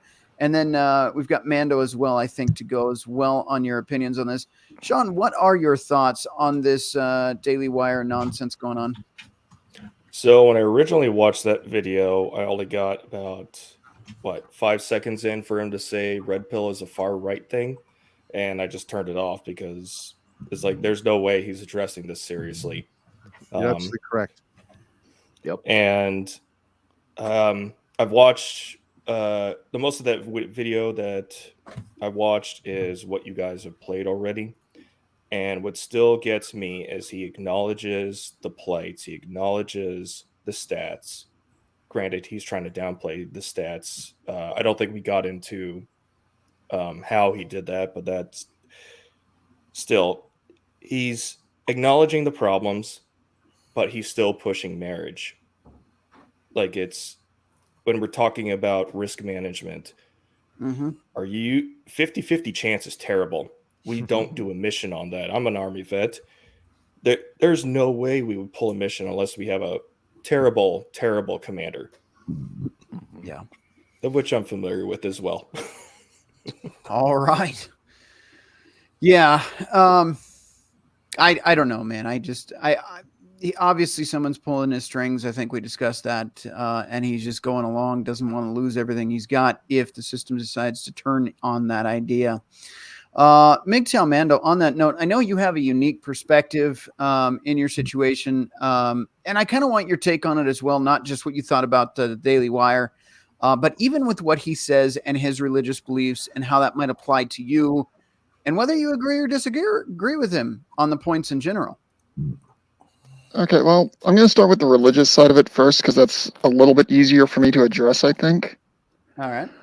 I was raised Lutheran, which, for anyone who knows, it's basically Catholic light. We don't do the whole saint thing. We don't do the rosary. We don't do a lot of the stuff that they do in the Catholic Church. What we do is a very strict, fairly strict interpretation of biblical teachings. That's part of why I've not engaged in bedroom activity until I get married. The other part of why I decided a long time ago I was going to wait until marriage is I found out I was originated before my parents were married. And they got divorced when I was probably 8 or so years old. So I decided, you know what? I know that the numbers indicate that if you engage in that activity before marriage, there's a higher probability that it's not going to last. I'm looking at the numbers. That's right. Always bet the numbers, man. Yeah. Now, I'm 42 years old. I've not been past second base with a woman. I've gotten to the conclusion that I'm probably not going to find a woman to start a family with. Hence the, gotta figure out how I'm doing this. Hence the MGTOW part of my name. I'm going my own way, not because of my choice, but because of the fact that I was basically given no choice in the matter. Yeah. And if you're gonna run someone through run a mouse through a maze, and that mouse only has one way to go to get to the cheese, is the mouse not going to go the way that's going to give it the best opportunity to get to the cheese? Good point, man. Yep. As far as Mr. Shapiro and some of his thoughts, I'm torn. He's got a lot of things that I do really strongly agree with. Yeah. Both from an intellectual side of things and from a religious side of things. What I've noticed with him is he likes to hide emotional arguments in intellectual speech. If you listen to him and you don't listen for content, he is very, very convincing that it sounds like he's very intellectual. It's like Senator Hawley from my home state of Missouri. Yeah. If you just listen to him for what he's for the spirit of what he's saying, it sounds good. But if you listen to his content, it's almost as verbal diarrhea as 1600 currently. Yeah. Yeah. You know, he definitely is a smooth talker, that's for sure. But I think you're onto something there. I want to make sure if there's anybody I missed, because I did jump around the panel, and that always confuses me with the gerbil brain over here. Billy, did I get to you yet? Are you still having troubles back there? Are we sorted out, or? Yeah, I was the first one to go. Okay. Do you need to take some pills for the mind? Pills or do you use for those, Pop? Let's get some more input from Pop. Let's get some more input absolutely. from him. What do you want to know? Well, just elaborate a little bit what you really think about Mr. Shapiro. Well, listen, I've watched a lot of his debates, and ideally, I mean, he is really good at ripping people apart using logic and reason. But as soon as I saw this video, when I reviewed it this afternoon, I was just like, he is just arguing emotion. There's no logic or reason here. Yeah. Especially when he's like, oh yeah, I acknowledge that all this stuff is bad, but put that aside and do it anyway. Now, listen, I mean, I did 3 wars. I know human nature, and I know fear when I see it. And the observation I made about him being terrified that the future world is going to be terrible for him and his family because men are not getting married, and it will devolve into chaos, especially with the government doing stupid shit. Yeah. He doesn't want that, and nobody really wants that. I got it. Yeah. But, as a combat leader, I have no choice but to look at the circumstances as they come. I don't have the luxury of going, well, maybe if I do something else, I can avoid this. That's not how warriors think. I'm sorry. That's just my opinion on the whole thing. Yeah. Did want to point this out really quick. Don't want to leave anybody unread. We do have a chat over here on Rumble from Wendy 48088, and this is for $50. We're not worthy. We're not worthy. Hey, thank you so much. Just canceled my Daily Wire subscription. Get an email that says, "We're sad to see you leave. This email confirms your Daily Wire subscription has been canceled." And you know what? Take that email, forward it back to them, and in the subject line say the Redonkulas Regiment sent you. Oh,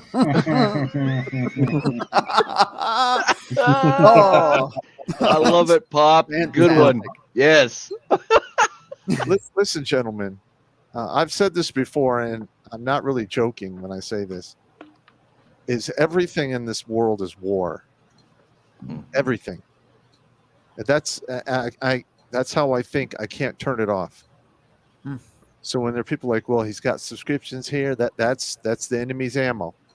You take away the ammo, he can't fight. Yep. Yeah. I mean, it's all everything is war. You just have to accept it. Yep. Hey, Pop, if I may. Yeah. There's a saying I picked up from a staff sergeant back in Fort Hood many years ago. Knowledge is power, but information is ammunition. You can't use either if you don't have it. Yep. Yeah, you're correct. 100%.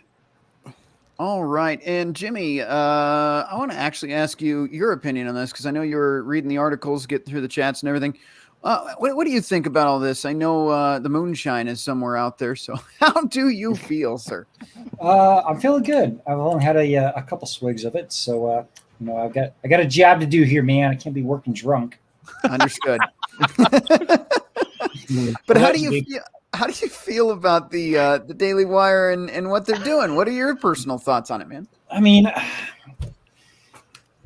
the guys on the panel, they know my stance on everything and whatnot. I am a part of the guys that are saying, "Oh well, yeah, we need to have a future generation raised to help completely unfuck the situation that we're in, or possibly even, well, we don't want to go down this route, but to be the ones to help fight to save this country." Of course, I'm pretty sure everyone here would agree we need fighters to help fight the bullshit. We also need gentlemen around here to learn from the bullshit, like how I am. Do I want to get married? Yeah, it would be nice. Do I want to raise 2 kids? Of course I do.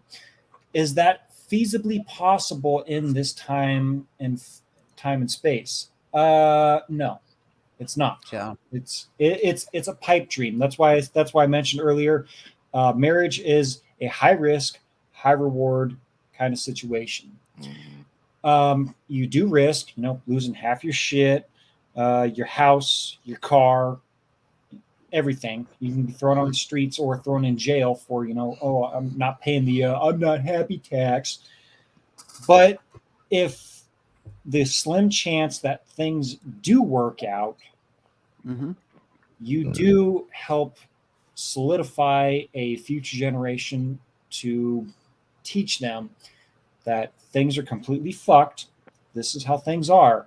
This is how I'm going to teach you how to fight against this situation. So, like I said, it's a high risk, high reward kind of situation, and I would like to have the satisfaction of surviving the risk and getting that reward. Is it feasible?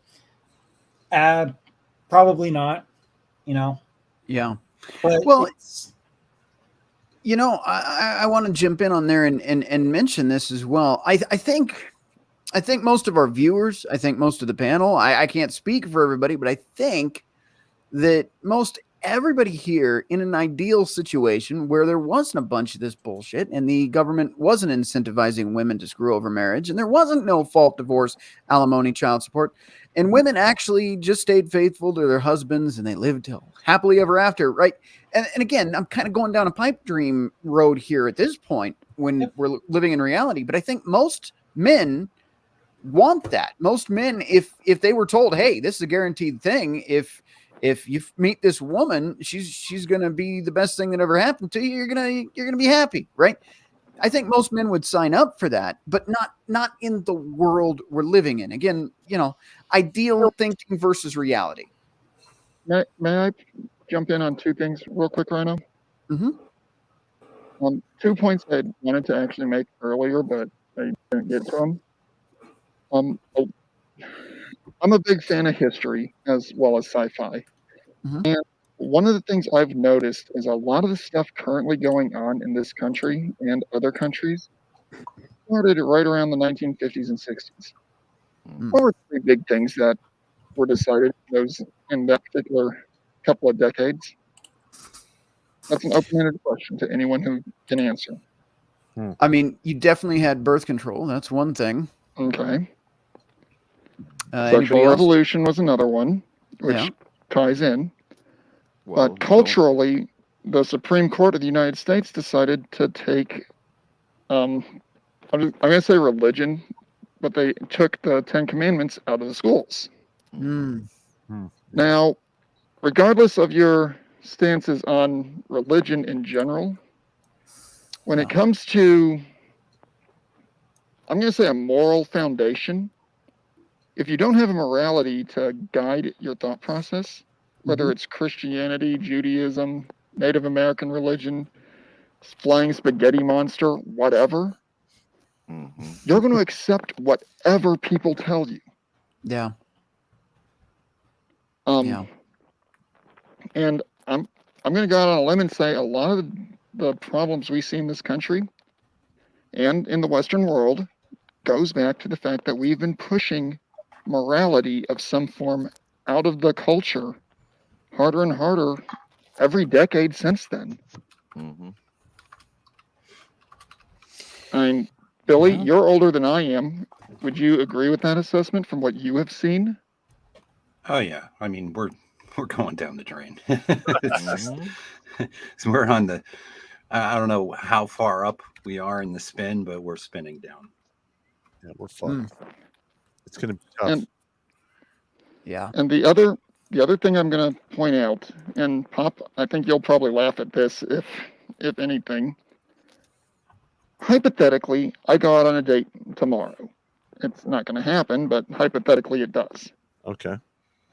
Me and the lady I'm with start chatting about our past, and she mentions that she's my age and had 2 or 3 partners. If it's only 2 or 3 and it's been long-term relationships and they weren't marriages, I'm going to give her a little bit of a chance. Okay.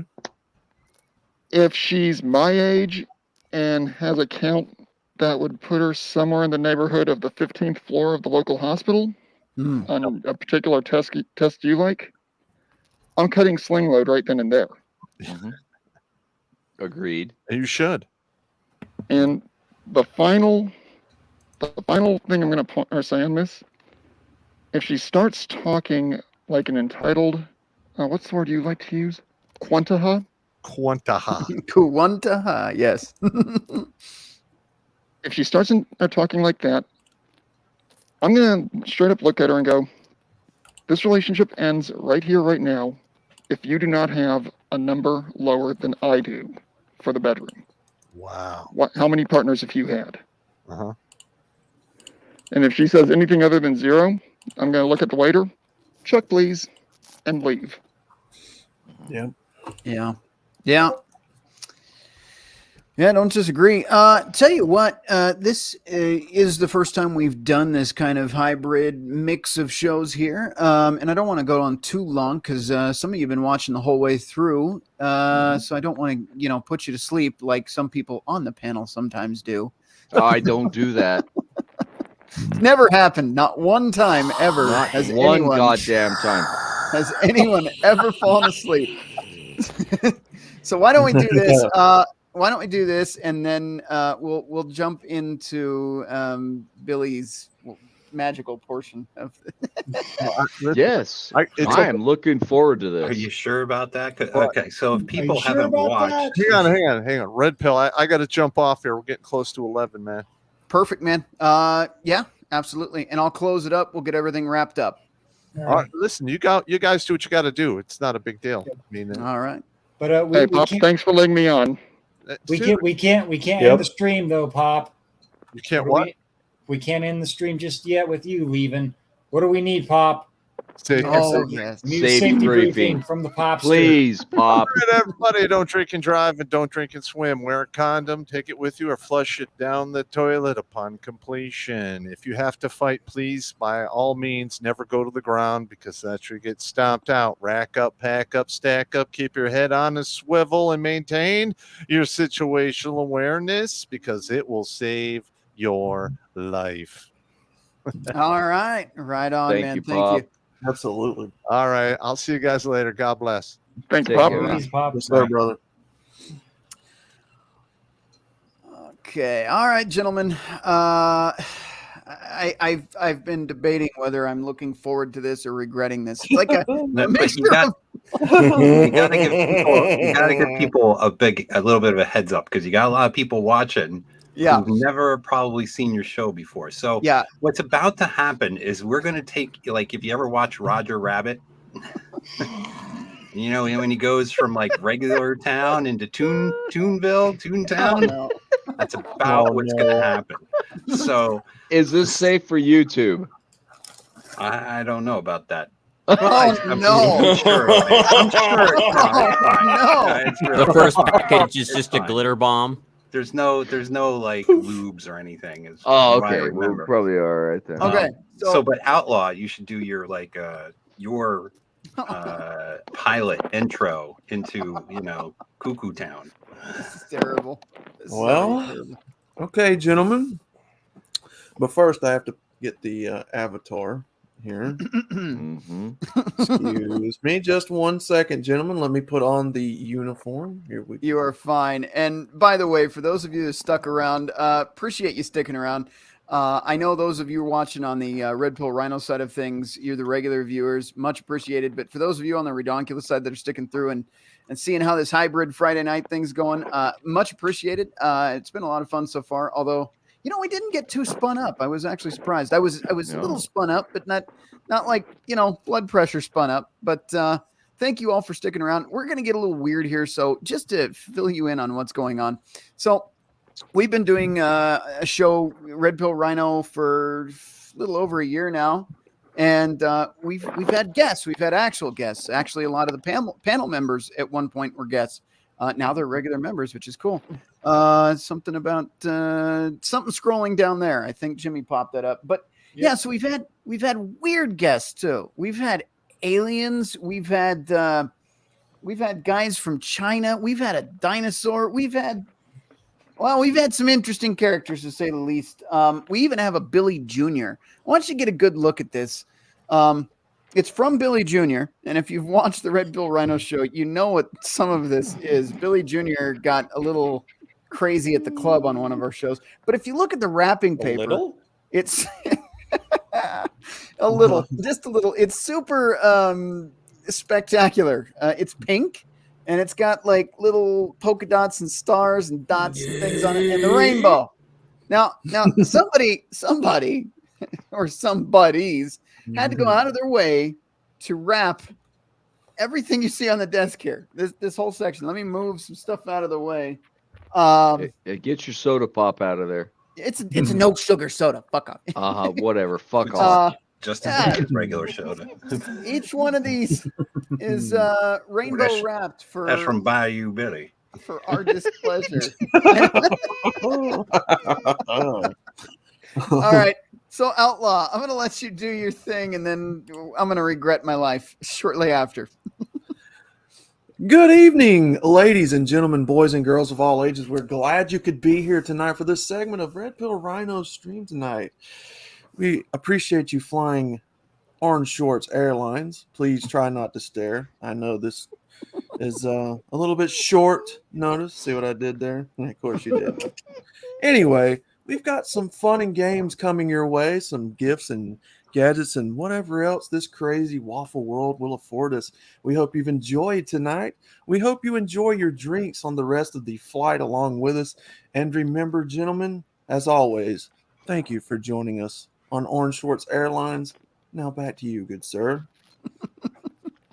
I don't even know where to go with that. That was fantastic. But yeah, I'm trying to waffle my way out of doing this. Is what I'm trying to do.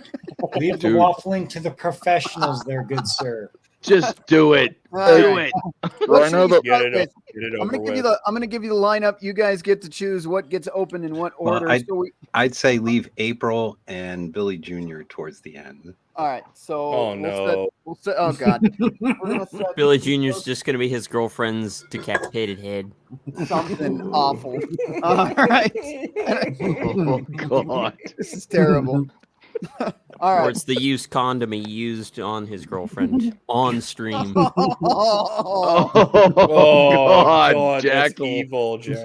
If you guys have not Damn. watched, You know go back what? and watch the last It few wouldn't months surprise episodes, me at you'll all. see. You'll see. All right, so we've got Bayou Billy. We've got him. We've got Brother Billy. That's quite a Brother Billy. hefty feeling thing. That's what we she got said. we got there it is. We've got full screen. Hey, you asked me not to do dad jokes tonight. I have been refraining. Yeah. We've got Mexican Billy. I feel like this. Mexican Billy. Do that one first. Do it. All right, that's one vote for that one. We've Yeah, got that'll probably be spicy. From the Ghost of Jimmy. You can do that Okay. one first. Do that one first. Yeah, because this would be fun because you have to. Oh, but you don't have Jimmy on camera, so you can. Yeah, Halloween. That's true. Damn you That's all true. to hell. I mean, I can plug in my camera on my laptop and jump back in. There you go. This is special, Billy. Special Billy. Don't you remember Special Billy? Does he have a fucking tick? Hey, you guys. Billy. What's this? We've got. I feel like I can't read this in Asian Billy's voice, but this stuff is not made in China. It's Holy not shit. made in China. It's holy shit. What the fuck? You think you see it, you be like, this gotta be made in China, and you'll be like, no, not made in China. I'm not sure how this one exists. I'm struggling with this one. Those of you that are regular viewers on our side know. How does My that people exist? will be represented. You know, Rhino, I think you and I can both agree that joke needs to go extinct. Yeah. Oh, God. This is That's a recent dad one. joke. This is a recent Yes. one. Dr. Alien von Probenstein. Mm. There's that one. That guy made me 50 foot tall. I hate him. Yeah. This is Old Bill, which means Gertrude's gift must not made it, but Old Bill. And then finally, Satan. From Satan. I would start with the Ghost of Jimmy. Devil's Advocate? All right, Ghost of Jimmy is up first. I'm terrified to see what's in these things. This is going to be good. So are In we. the spirit of Halloween, we started with the ghost of Jimmy in Halloween Fun. Damn you all to hell. What is this? All right, you guys see it. Oh, there you go. What is this? That's some good fiber shit, man. Freeze-dried bananas. That Hey Oh, man, those are fucking awesome. don't You knock and it. Jimmy could eat bananas together.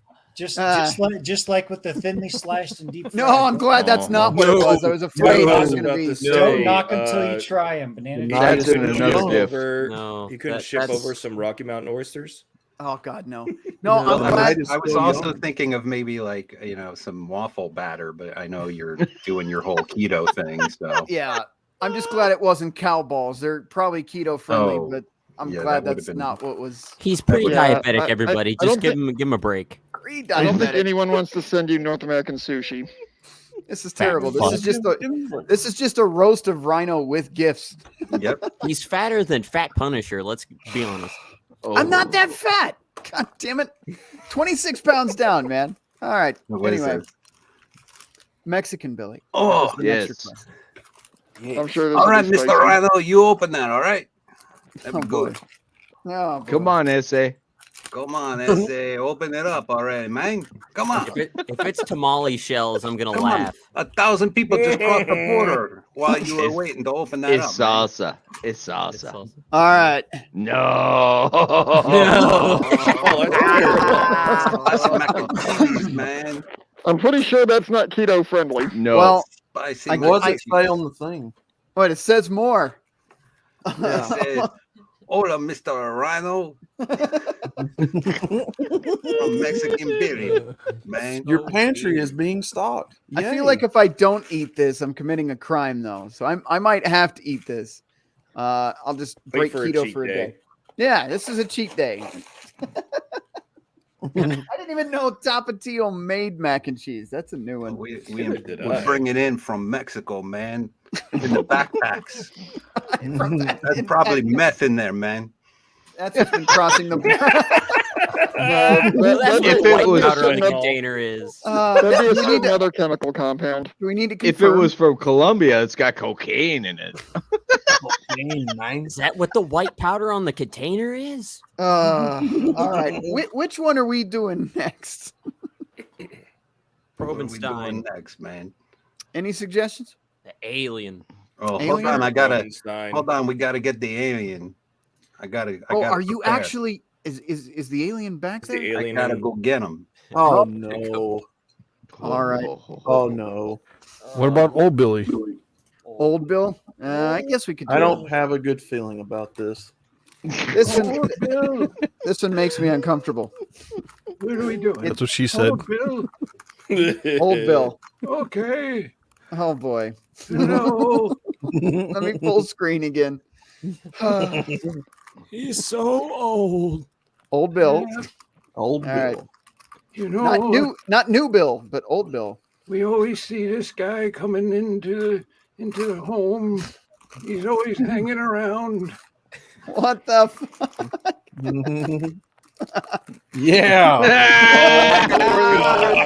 The hard candies. Everybody's grandma had a Oh, bowl full of those. Sugar-free. Yeah. Awesome. Yeah. Hey, by the way, those will give you the shits, buddy. Now you're ready for Yeah. Bible study. Butt floss. Yeah. Butt floss. well, You're at ready least for I'm not church. going anywhere this weekend. So there you go. Yeah, eat the shit out of them and you will shit yourself. Werther's original. Very appropriate. I feel like I'd find that in the nursing home. That's right. Okay.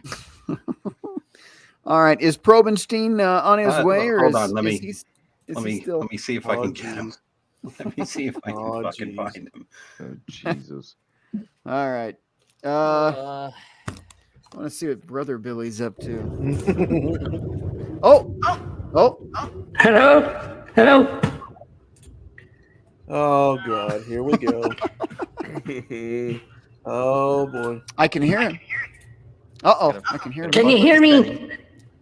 Can you hear me? Hello. Who are we speaking to? Ghost This is Dr. Probenstein. You remember me? Dear Lord. Oh boy. Okay. Here we go. I was thinking of getting you some Vaseline for when I abduct you later. But we'll save that for later when I do the probing. Oh God. Thanks. Wait, how did it take me out of full screen? I don't know what happened there. Oh, All right. God. Here we go. Oh my god. It is. Ooh. There you go. We've got a Star Wars Adventures coloring book there. But wait, there's more. This Rhino. includes 2 sticker sheets even. You got stickers. Yay. You can read those while you're waiting in line to get the probe.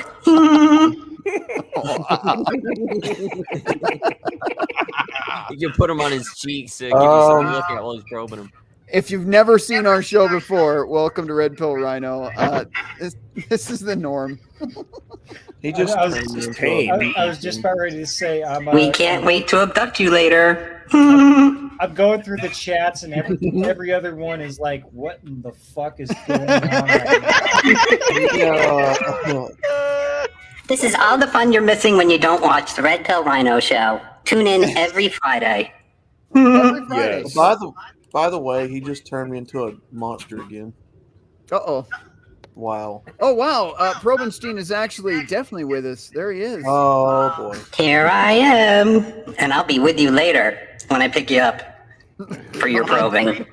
And now he's 10 feet tall again. Yeah, the alien. All right, we got a few more to get through here, and Probenstein has like an echo going on there. So that's weird. Then I'll disappear. I'll see you later. Bye. So at least I got something to read and eat while I'm waiting to get probed by the aliens. So that'll be Sure you're terrific. taking a shit while You know what you're the doing funny it. thing is, Rhino? What? I'm sitting in low orbit, and I did not pick that thing's ship up anywhere. As you can see, I've been up here waiting for the little boiler to show up so I can blast him into the next millennium. But Mando, it's because he's Stealth. masking his magnetic signature. The ship is masking the signature. Well, I'm wondering if he's using a USO instead of a UFO. You're back. I believe you're back. You're back. Oh, I don't even know what happened. What happened there? It's just everything went black, and now I'm back. Is it uncomfortable to sit? A little bit. Yeah. Well, we'll talk about it later. Not It's on like air. 10 minutes are just gone. I don't know. We'll what talk happened. about that in the after party. Destroyed. Wait a second. Yeah, you were just towering over an entire city there a second ago. I know it. I know we saw it. Wait, what? No. Towering blonde? No, that's a nightmare right No. Before you open up your next gift there, Rhino, I want to go over some numbers here. All right. Let's do that, please. For those that have stuck around for this debauchery and whatever the fuck is going on right now, we appreciate it very much. So we've got 176, 175 on YouTube. We've got 317 on Rumble. Over on Odyssey, we've got 14. D-Live has 10. Twitch is rocking 6. Kick is rocking 3. And MGTOW.tv has 9. So thank you guys. Thank you guys for sticking around for whatever the hell this is. Also, on our end, we're a little slow on YouTube tonight, but they probably were confused by the time because we went live early. We've got 11 over on YouTube on my end, 24 on Rumble, and again 9 on Rumble. So a little bit slower night, but that is okay. Thank you all for They're watching. all watching on the other channel. Yes, exactly. That's probably what's going on. So there you go. I just have to. They're watching though. That's what matters. Yes. This isn't a super chat or anything, but I just happened to jump over on the Rumble side, and Craven says, "Billy Von probed." That was Dr. Von Probenstein. Von Probenstein. Now, does he give reach arounds with the probing? Because if not, he's an asshole. I don't know, Jimmy. You might find out later when he. That would be a Dutch rudder, wouldn't it? Hey, Evil Shaggy, why do you think I'm in low orbit trying to intercept that thing before it comes back into the system? Thank God. We got Mando policing the orbits there. Who's Although I'm seriously thinking he's using some kind of interdimensional travel, though. Yeah. Well, whatever it is, I don't know. I think I'm keeping the lights on and not going to bed tonight because it won't matter. We've only been going for 3 hours, 11 minutes, and 30 seconds, Rhino. Yeah. There's still going to be the sound of once the show ends. Oh, man. All right. On that note, let's move right along and not think about the clapping cheeks. We've got Special Billy, we've got Asian Billy, we've got Brother Billy, Bayou Billy, Brontosaurus, and Satan. What's on tap next, guys? Special Billy. Special Billy. Yay, Special Billy. If you haven't already noticed, our show is not politically correct, and hopefully we don't get pop banned. We're trying to behave tonight the best we can, but it's this panel. Yes, Mommy says if I don't behave, she'll put me in the closet. Hang on. What about them putting you in the closet, Special Billy? Mommy says if I don't behave, she put me in closet. I got to behave. Was that Special Billy or Asian Billy? That sounded like a couple different Billies. All right, that was like a mixture. I think Asian Billy is short bus Billy. Short bus Billy. All right, No, I'm gonna don't open get- this now. Don't get my window seat. Don't get me in trouble. I don't want to be locked in closet, I Rhino. want the window seat. Wow. I'm licking the shocked by window. this one. I'm I shocked, want the Special Billy. window seat. Hey, can you eat those? You get crayons. Listen, Rhino, you eat those, it make your poop turn all kinds of colors. Ask me how I know. That look like chocolate. Wait, I want the red Rhino's one. not a Marine. I want These are- the red one. These are thick. Too. That looks That's what good. she I said. want one. That's what she said. Good. Oh, Give me all that. right. The Cheeto. Give me that Cheeto. This is terrible. I All like right. the Go back blue in one your that make basement. my poop blue. Thank you, Like a Special Billy. Smurf. Yay. I thought those were cigars. Hold on, I got to change. Here we go. I got a pinch. We got to put Special Billy on. Here, look, put on the Here, picture. let me get Special Billy. Oh dear Lord. Yay! You remember Special Billy? Oh boy, I have a feeling I'm glad I missed that stream. Listen. Actually, we sometimes have serious shows, but this is just a sample of what you can get when they go sideways, which is a lot. That's why we And go to again- Toontown. Yay! Again, I'm just scrolling through the Rumble chat just to see who's talking about this. And Crusader Nate here says, and does anyone not know who the Quiet One is? Just asking for a friend. Well, hang on. I do want to point something out, if I may. A lot of the craziness we're doing is kind of a pressure relief for all the insanity and BS that we talk about. Yeah, no kidding. 'Cause You're not wrong. Because Billy likes if to you really make want you to think laugh, about, but then I get locked if you in really the want to think about a show that we should have had a lot of levity for, Mm. go to Dubai. That's all I have to say. No. Ever. No. Let's not talk about we will Dubai not because mention that we episode don't- again. We Nope. don't talk about Dubai. Listen, I did an episode, what was it, last Wednesday? And I actually, thank you for the panel being here. I actually stepped away for a minute. God damn it, Jackal. Because it was just getting too out of control. Like the topic was getting me way too spun up. So I had to step away and chill for a minute. Because yeah, we talk about a lot of serious stuff and a lot of stuff that pisses you guys off. I even saw it in the chat. Like everybody was furious about the debauchery we were talking about. So yeah, the humor breaks it up. I swear. Sorry, I was just I'm going through the chats and the email and whatnot, and Gunny Rod sent in an email to Redonkulas. It says, "Special Billy sounds very similar to Private Donut from Red versus Blue." Donut is awesome. Here's The the whole question. series is awesome. Here's the question, though. Are we sure they're not the same person? Uh-huh. Maybe. I don't know. Because if I remember right, that was Billy? the dumbest Spartan in the group. He wasn't. If he you wasn't- get hit on the head, this is what happened. Well, Donut wasn't stupid until Omega took over his AI and whatnot, and then jumped around and He whatnot. fried his brain. Yeah. There you go. He was I guess I caught it green. after that happened. Okay, next gift. All right, let's move right along here. I feel like let's get Brother Billy out of the way, huh? Yes. Get Brother Billy out of the way. Yeah. All right. Here's Brother Billy. This is quite. Does it I can't. move? I can't say anything, and I know Jackal's doing his thing, so I'll just let him. Does it move? I'm gonna guess. I can already have a guess of what it's gonna be. So, Are you trying What's to your guess? avoid? What's your that's what guess, she brother? said? It's got to be a spice. It's got to be a spice. Let's see. Can't you Nope. open it up? Or a scented candle. Oh, no, a scented candle. no, It's probably just a jar of Jamaican spice.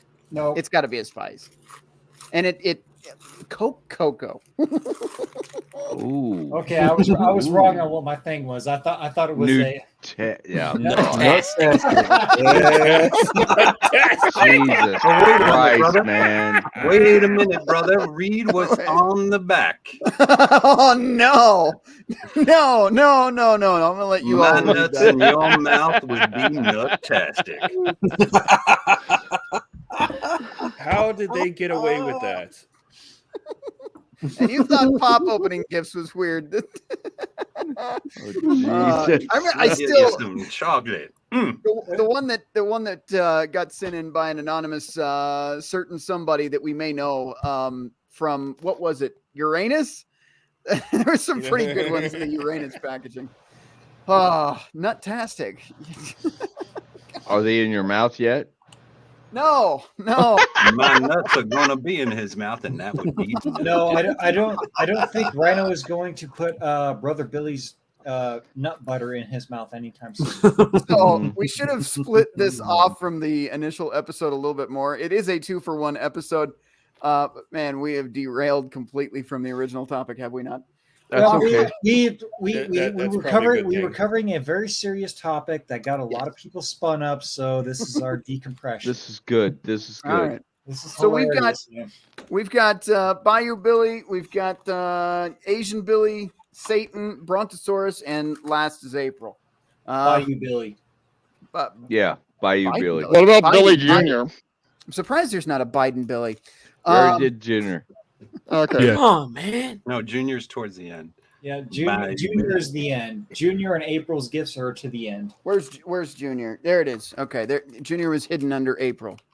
All right. You're gonna get some no.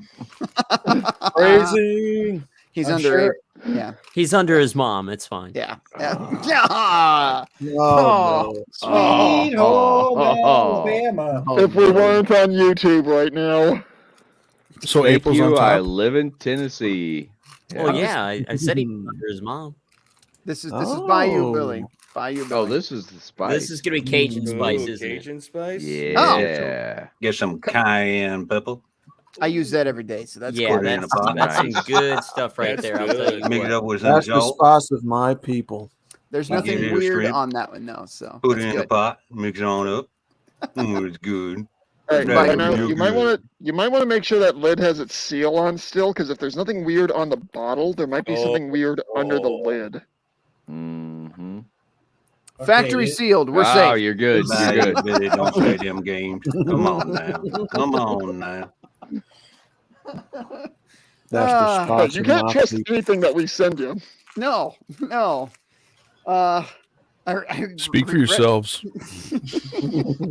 There's mean, I can don't you know. trust anything I we still say? there was a thought in the back of my mind because Crusader is kind of a mysterious character that this might be some like computer that's monitoring everything I think, like it's some weird supercomputer watching over me or something. So I don't know. Could You be could probably could hook be an EEG up. it could be from the feds directly. I don't know, man. I don't know.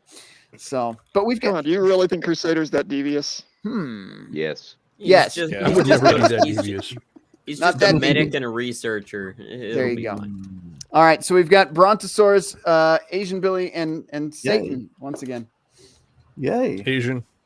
Asian. Yeah, Alright. Asian. Okay. Go ahead, All right. open up.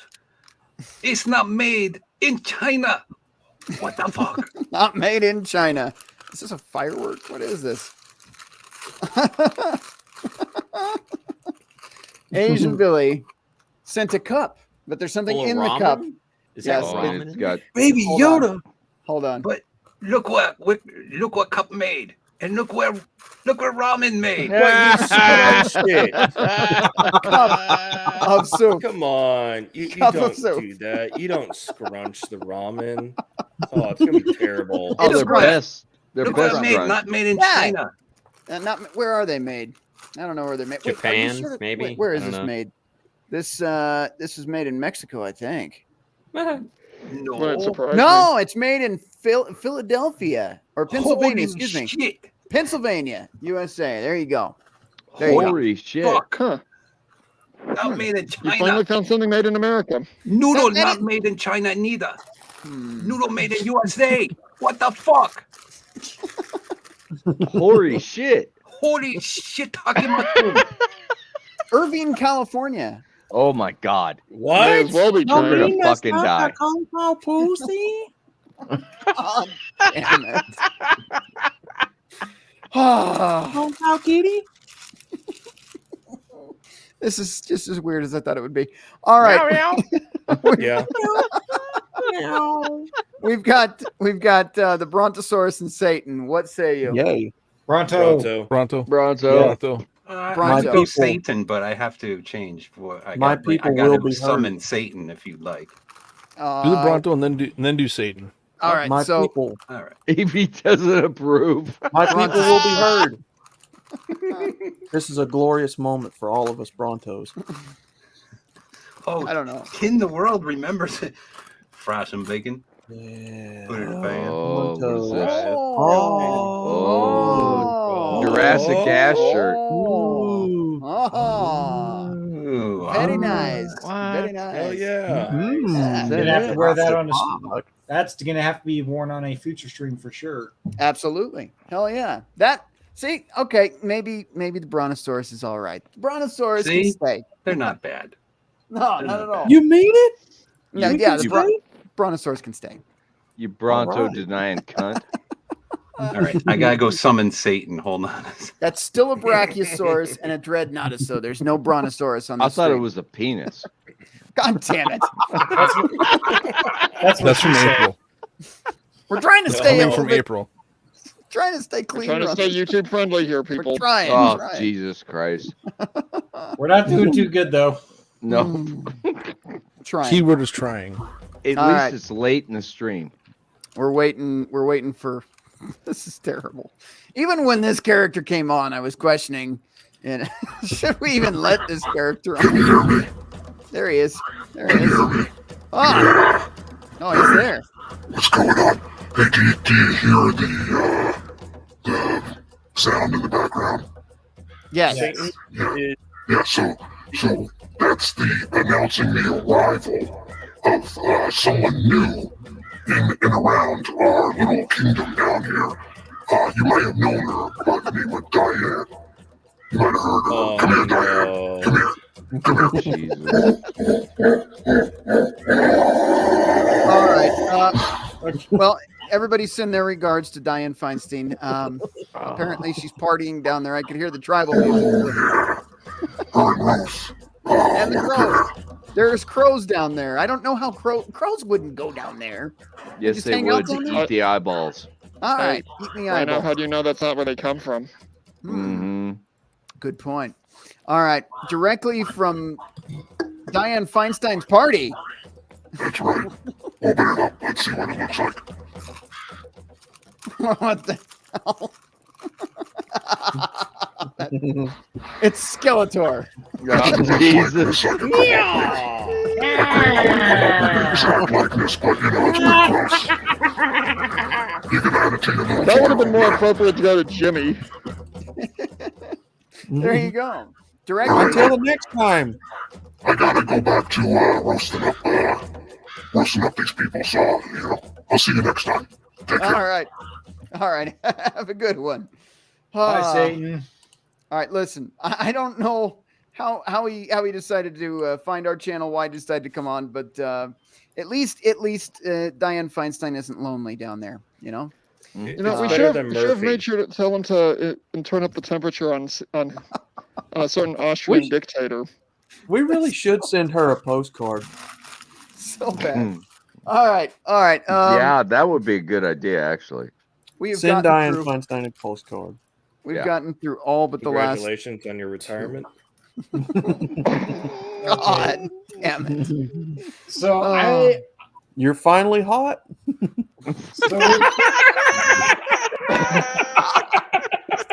You finally got to be released from recess? Oh, that joke. Oh, okay. Why don't you move on to the last two, then, Rhino? That was good. I told the panel to behave. All right. No. Hotter now than you've ever been. All right. Oh no. We're moving on. We've got Billy Jr. sent this one. Ooh. That's right. Billy Jr. You remember Billy Jr. All too well. Yeah. He's a horn dog. That's right. I believe, I'm not sure if it was that episode or not. He could have been on the Red Pill Acid Trip episode. And if that's correct, and I'm thinking that's the episode it was, there was a rave. And then some other stuff a little happened. out of control. Let's just say that. A little. There was a lot of bumping of the uglies. If you've missed the Red Pill Acid Trip, it's hard to miss the thumbnail itself. The thumbnail you'll is find immaculate. it. And You'll find it. If you've missed any of Red Pill Rhino's shows, shame Yeah. on you. Go back and watch them all, and you know Yeah, what the that- fuck we're talking about here. It's Like this guy, Yeah. original Australian. He's like, what the fuck did I just walk into? Well, if you've been watching Red Pill Rhino shows, you know exactly what you walked into. Yeah, A shit show. You will not miss the acid trip one because our buddy Jackal, we all basically everybody in this panel had a piece of input to make that fucking thumbnail, and oh my god, Yeah. Oh, you know what was worse than the that one was the one we did right after that, which was the 1 year anniversary. If you haven't watched the 1 year anniversary, just for the sheer shenanigans in that one, you need to go check that one out. That one out. It was pretty good. So there you go. Wasn't that the debut of Jimmy's script? Of Jimmy's what? Wasn't that the debut of Jimmy's script? Oh, Jimmy's script. No, I don't think. No, that one was. We've had it. What was Jimmy's script? Where did it come from? Jimmy's script came from the incident of me doing the Redonkulas appreciation stream on my channel. Yeah, that was. And that I got was a little. William's idea. I got too drunk. Shocker. A bit. And, shut up, Nate. Blood type vodka. It's right. All right, open the damn gift, man. All right, I'm not Fuck playing. this. I'm not playing Jimmy's script. He's Play lucky. Play no, Play I'd it. have to upload it onto this, and you're lucky because it's in deep storage right now. I put everything from the old shows into an external, so you're safe tonight. Oh my God. Next So time, fuck off, Jimmy. Yeah. So, besides, you didn't want me to play it anymore. I Well, understand. we came to the understanding to I'll let you play it with my permission, and you have my permission to play it whenever the fuck you want. I'm afraid of whatever's in this, and I hear you. Oh, so I'll keep that it's in mind. Small penis. Rightfully so. Small penis. I'm taking my time on this one because I'm Come on, worried what it's I'm going to small find. penis. It's going to be a body part or something. Oh my God. No freaking way. Okay. Oh, that's desk worthy. That's desk now worthy. you got a little Billy Jr. of your own. Jeez. it's awesome. It is a small penis. Well, It's no. awesome. Okay. I look closer at this. It is a Ninja Turtle Billy. Uh-huh. Nice. That's gotta With go boxing gloves. That's gonna go right up next to Darth Vader there, man. That's Raph. There you go. That is Don't put him right next to the fucking stormtroopers. Hey, well, what, come on. There. Hey, you there gotta he is. stuck something. You There put it him is. right next to Darth Vader's dick. Man. He's right Come next on. to Darth Vader. There you go. He's fucking dick. He's dick length. He's dick height, man. Come on, you gotta put him in an appropriate place. Listen, after what Billy Jr. did, yeah, Okay, fair point. yeah. There you go. Hang on, Jimmy. The appropriate place would be in one of those T-Rex's mouths. Not wrong. You got Everybody else hearing one loud. present left. How about the Ninja Turtle riding the T-Rex? What is that one long neck dinosaur doing in the very back? That's a For the brachiosaurus. brontosaurus? That's Yeah, why is The he almost brontosaurus vertical? back there, yeah. Brachiosaurus. Brontosaurus. Why, Or are why you is- talking about the penis on the wall? Why is Penis he? on the- Why is he almost vertical? Like, Because Disregard the he penis in the tried to pose it corner. like he tried to remember pose it seeing- in the initial scene when you saw the Brachiosaurus. he's almost Yeah. vertical. The one right over his head. Like, what's going on? what's going on? That's the penis. Why is he standing up? Oh, I am so sorry, Blake and Pop in advance. This is the Outlaw. first and the last time we'll ever be doing this, I'm sure. Hey, Outlaw. He probably has it standing up because he's trying to mimic that very first scene in Jurassic Park where the brachiosaur was shown, where it actually stood up on hind legs and nipped up the leaves. Oh. It is the 30th anniversary, and that is the first time you see a dinosaur on the screen. The Velociraptor doesn't count because you really don't see it. So that was the first one seen on screen in the Jurassic Park franchise. The murder chicken? What murder chicken? There's no murder. There's a Velociraptor. That one's not seen in that scene. It's in the cage. You can't see it in the cage. You can't see Yeah, it. you can see its eyes. That's about it. Shoot! Yeah, that one. All right. All right. April. Is this the last? Yeah. Okay. Oh, thank God. If it's her Listen, underwear, I know what this is. I know what this is. I can clearly feel the stand and the frame. I hate you in advance. I hate you in advance. Why would you hate that, Rhino? Oh no! No. You have to smell it.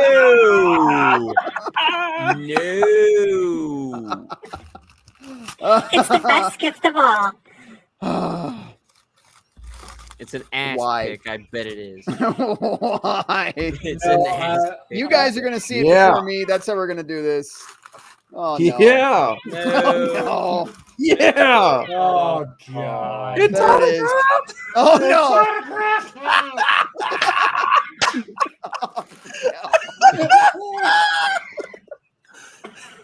It says to Rhino, "You'll always be my teenage mutant love, April." And she's dressed like April O'Neil. Of God. course I'm going to dress like your little, little girl thing that you're into. This is terrible. This is terrible. All right. Isn't that desk worthy? You know what? Yes, Every it is. stream now, That's I gonna go. want to see That's gonna that go picture right next to in your BB-8. desk. It's gonna go right next to Desk BB-8. worthy for sure. Yes, hate every you. time you God. stream, I want to see it on the desk. Yeah, there we go, right there. All right, Rhino, I got a question for you. Excellent. Perfect. That's Yes, so I awesome. do need therapy. Yes, the answer is yes. What's the question, Crusader? All right. Well, yes, you do need therapy after this. But my question is, after you and I talked the other night, did I call that yes or no? Yeah, you did. And there it is. All right. For those of you that, never mind. I'm not even going to get into it. There's Don't April. spoil it, That's man. the Don't end. spoil it. I'm not spoiling it, but it's so bad. The more you know about April, It's so bad. It's just so good. This is why, if you want to know the backstory of April, you need to sign up for the Gilded, send an email to redpillrhino@gmail or at hotmail.com or redonkulas12@gmail.com. Your supporter will get you in there, and you'll know the backstory. And oh my You'll know God, is far it more than you'll glorious. ever want to know. Yeah. Oh boy. All right. Yes, if you'd like to join, redpillrhino@hotmail.com or redonkulas12@gmail.com. On that note, we have opened all the gifts. There's no more gifts to give. This is dead. This is terrible. Damn it, Billy. All right, because that has to stay on the desk. I know it. I know it does, and I'm going Forever. every day. I'm going to see that every day. Forever. I come in here every morning to do my little Zen thing before I go to work, and now that is in my space. Anyway, It'll be like I'm there with you. Yeah. Forever. Unfortunately. All right, let's do the final thoughts and get out of here before this whole show. Actually, gets moved. before we get into final thoughts, we did have a couple of chats coming through on Odyssey All right. over here. Cool. Excellent. Oh man, I mean, reopen these up. Help me. Sorry, I'm still cracking up can't about all be the helped. gifts and Send- whatnot. You're too far Send gone. help. Send Yes. help. But I can't drive all the way to Colorado for help. okay. Okay, it looks like there was just one. It was Alucard 1776. He said he's asking, how long do we have before society goes to hell? Oh, well, that's a question for the panel, not for me. I don't think we have long. It's Panel. done. It's done. Yeah. The answer Well, is yes. Yes. Yeah, just yes. Yeah. Yep. We've already seen Satan and April show up, so Yeah. Well, we've seen Yeah. Satan, we've Yeah. seen April, we've seen an alien. The only thing we haven't seen is a bunch of little gremlins running around. oh yeah, we Yeah. gotta feed them chicken after midnight. Mhm. All right, we do have Broken Pine on Rumble here. It says you are now a monthly supporter, sir. So awesome. Yeah, That is thank on the Redonkulas side. Most excellent. Yeah, thank you, very good, sir. Let's see. Nothing new on the MGTOW chat. Let me double check, make sure that it. Okay, we are still up on MGTOW for the second half. No So, boobies.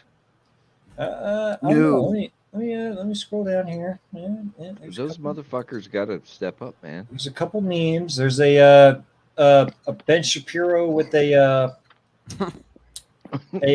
fancy mustache. Oh, onto his double-ended face. cock, huh? Oh. God damn it, Tommy. All right, I'm But, checking everything on my end as well, and I believe we are clear.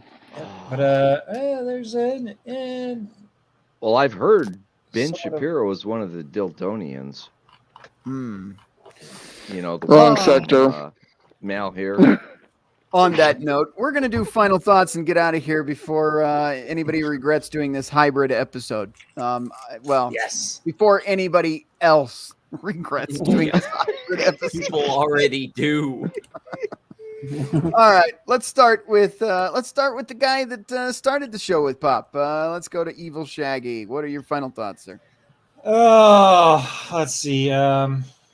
As much as we know that people hate the community that we are all about, and I'm talking about the Red Pill MGTOW kind of movement. Our community is strong. Our community is full of good, solid dudes. And there's an asshole there out there too. But hey, you know what community doesn't have them? As long as we are the ones that are hated by both sides of the spectrum, and not the autism spectrum, because I may or may not be on that spectrum. Don't get into it. But as long as we keep marching forward and doing what we're doing, helping save lives, building a strong, solid community of solid dudes that will have each other's sixes no matter what, there's nothing we cannot conquer or defend from. And for that, no homo, but this is to my brothers. I'm opening up my peach moonshine. Love you guys. Love you all. No homo again. Here's to you. All right. Okay, let's move on to Crusader Nate. Get your final thoughts this evening, sir. Oh, all right. My final thoughts. Pop is here to save your life. I'm actually here to help you find peace. Whether that is through laughter, whether that is through research, whether that is through doing acts of kindness for members of our community. Be smart, stay level-headed, do what makes you happy. Find something every day that makes you happy.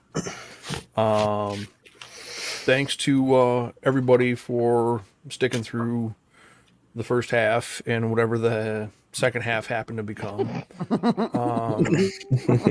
And one of the guys I was skimming through the Rumble chat made the comment of April Satan Probenstein.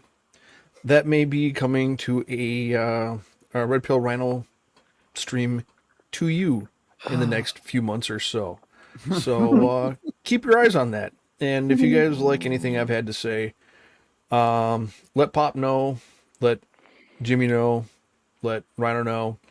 I'm always here as the support individual in the background. You guys want to pick my brain? That's what it's here for. So thanks for dedicating your time to watching all this, whatever it may be and whatever it became. But remember, you always got to find something to laugh at, and you always got to live the dream. And nightmares are dreams too. So that's all I got to say. Thanks for being here. All right, cool. All right. Let's see who's up next. MGTOW Mando, you are up. Well, I'm going to try and leave this stream on a slightly lighter note because frequently I've been going really kind of doom pill on a lot of these. Something I have to constantly remind myself of because no family aside from my mom who lives 2 hours away and my dad who I don't talk to. Elite Orisha Taldeen. Family is more than blood. If you don't have someone you consider family, find some friends, find some online a-holes who bust your balls and you can bust their balls. Make them your virtual family. I may want to knock all of these guys upside the head on a regular basis. Same. I wouldn't trade my knowledge of any of them or interactions with any of them for pretty much anything at this point. Heck yeah. All right, man. Who is up next? We've got MGTOW Outlaw. Go ahead, sir. Well, thank you all for joining us tonight on this wild and wacky flight. We hope you've enjoyed what you have seen here tonight, and we hope that while you're departing the plane, you'll join us next time here on Orange Shorts Airlines. Again, I know that it's a little short notice. See what I did there? Of course you did. Of course you did. But thanks for joining us. And remember, when you fly any kind of comical or commercial airlines, you think of all of us. See you next time, gang. Goodbye. All right. Oh, who do we have up next? Well, I don't know if it's where'd Billy go? Where'd Billy go? I'm looking for I don't know, Billy. but I'm here, and I'm here to say you guys just need to, just forget about this red pill stuff and marry girls because, we need to divorce you so, that you guys could just pay us for the rest of our lives so that we can look beautiful. But don't hate me because I'm beautiful, okay? Toodles. Okay. All right. That's Bye. quite enough. That's quite enough of you.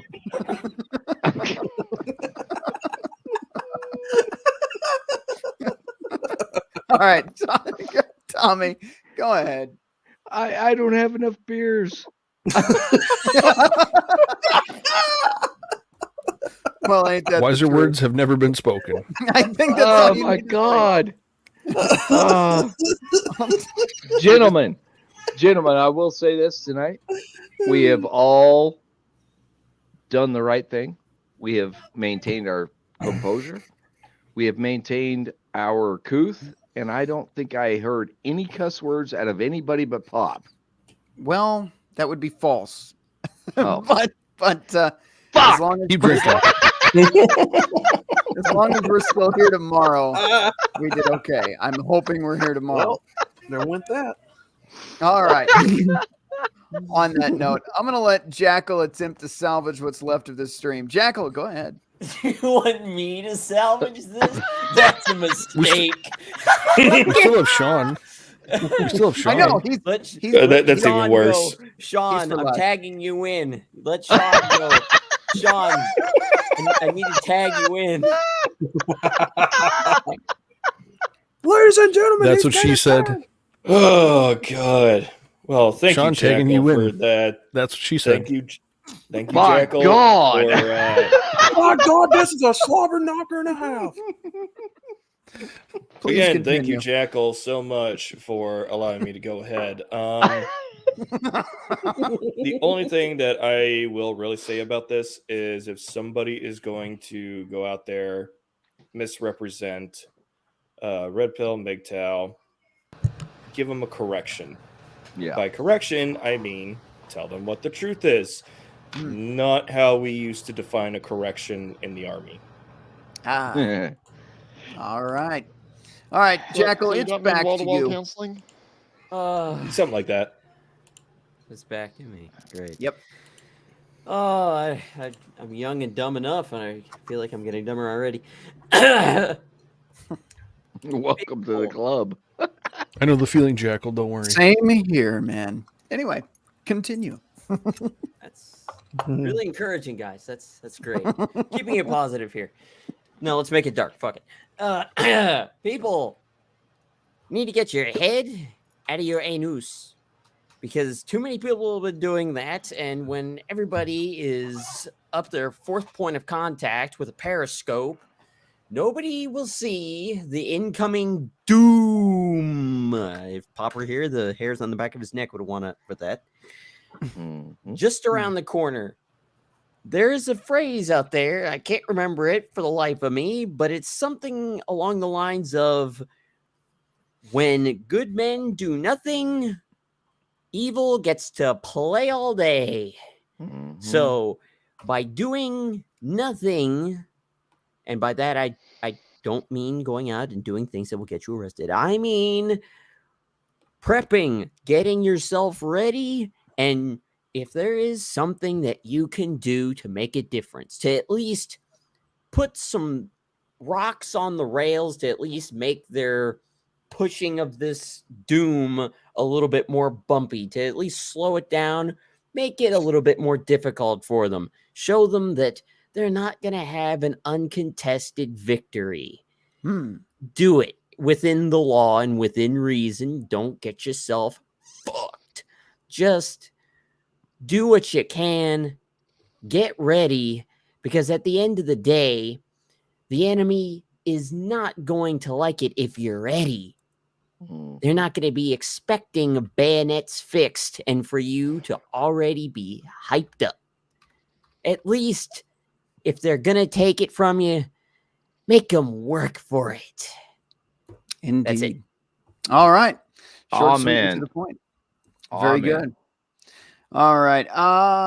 Let me do the final stuff here really quick. I actually wanted to pop something up. Blake was mentioning it earlier, and I totally forgot. So I want to bring that in as well so you guys can see. If you want to head over to redonkulas.com, you pop that up on the screen. See if you guys can see it off to the side here. Yeah, there it is. Yep. All right. This part, don't know if you can see my mouse. You can see it highlight, but you can't see the mouse. Okay, there's videos, home, and the regiment. Now check this out. This is something Blake added the other week. I thought it was pretty cool. Well, if it'll scroll down properly. You've got Evil Shaggy. This is a link to his YouTube, MGTOW, and Rumble. You've got Billy Von Baum here, and that links directly to his MGTOW, Rumble, and YouTube. My mouse is behaving all sorts of weird. You've got my channel, which links to nothing because YouTube is a jerk. But MGTOW and Rumble work. We're going to have to get that link fixed. I've been trying, but they're a pain. And then, of course, you've got Jackal the Emperor, Odyssey, and Unchained Skid is here, too, on YouTube. Nice. Also, we do have a few panel members that do shows outside of the regiment. MGTOW Outlaw, I know he has a great show. Where can we find you, sir? There's a number of them. We can find me at MGTOW Outlaw, obviously. There's a backup channel, Southern Fried Nostalgia, for the nostalgic purposes if you don't want to hear Red Pill or MGTOW talking points. Or if you like a little urban exploration, we do that too at Outlawed Urban Exploration. Gilded, Rumble, Odyssey, and Discord, all the same name, MGTOW Outlaw. So if you guys ever want to see us, here we go. Heck yeah. All right. And MGTOW Mando, I know you do a show as well. Where can we find you? Like your channel name. What is your channel name? Because it's usually hard to find you. My channel name is The Guy's Day Room. It's on YouTube only at this point. Okay. I do have a Rumble channel as well, but I haven't done a huge amount with it yet. I do bi-weekly shows, and it's on pretty much whatever topic I feel interested in doing a stream on that particular week. Some weeks it's Red Pill relationship stuff. Some weeks it's pop culture stuff. Sometimes we just get on and tell military stories where we're just BSing for 2 hours. Right on. All right. And then finally, I'll pop this up on the screen as well. This is actually made by Billy Von Baum. He pretty much owns my channel, believe it or not. But this is mine, redpillrhino.com. If you go all the way down to the bottom, I want you to check something out. See this right here? Click your super cool Bronto Lives Matter gear. If you're a supporter and you haven't already seen this, I there are all sorts of cool shirts Billy's made. He's got an do not comply. If somebody tells you to mask up again, you can click on those. It did not follow over those, so I'll have to present that screen. But he's got all sorts of cool stuff over there. I think there's even a squirrel shirt. Let's see. I think there is a squirrel shirt here. Let's definitely a squirrel shirt. Is there a big boy? Big boy? Huh? There might be. That's a thick ass boy. But there you go. Oh wow, there's some. Okay, that one's actually cool. Wow.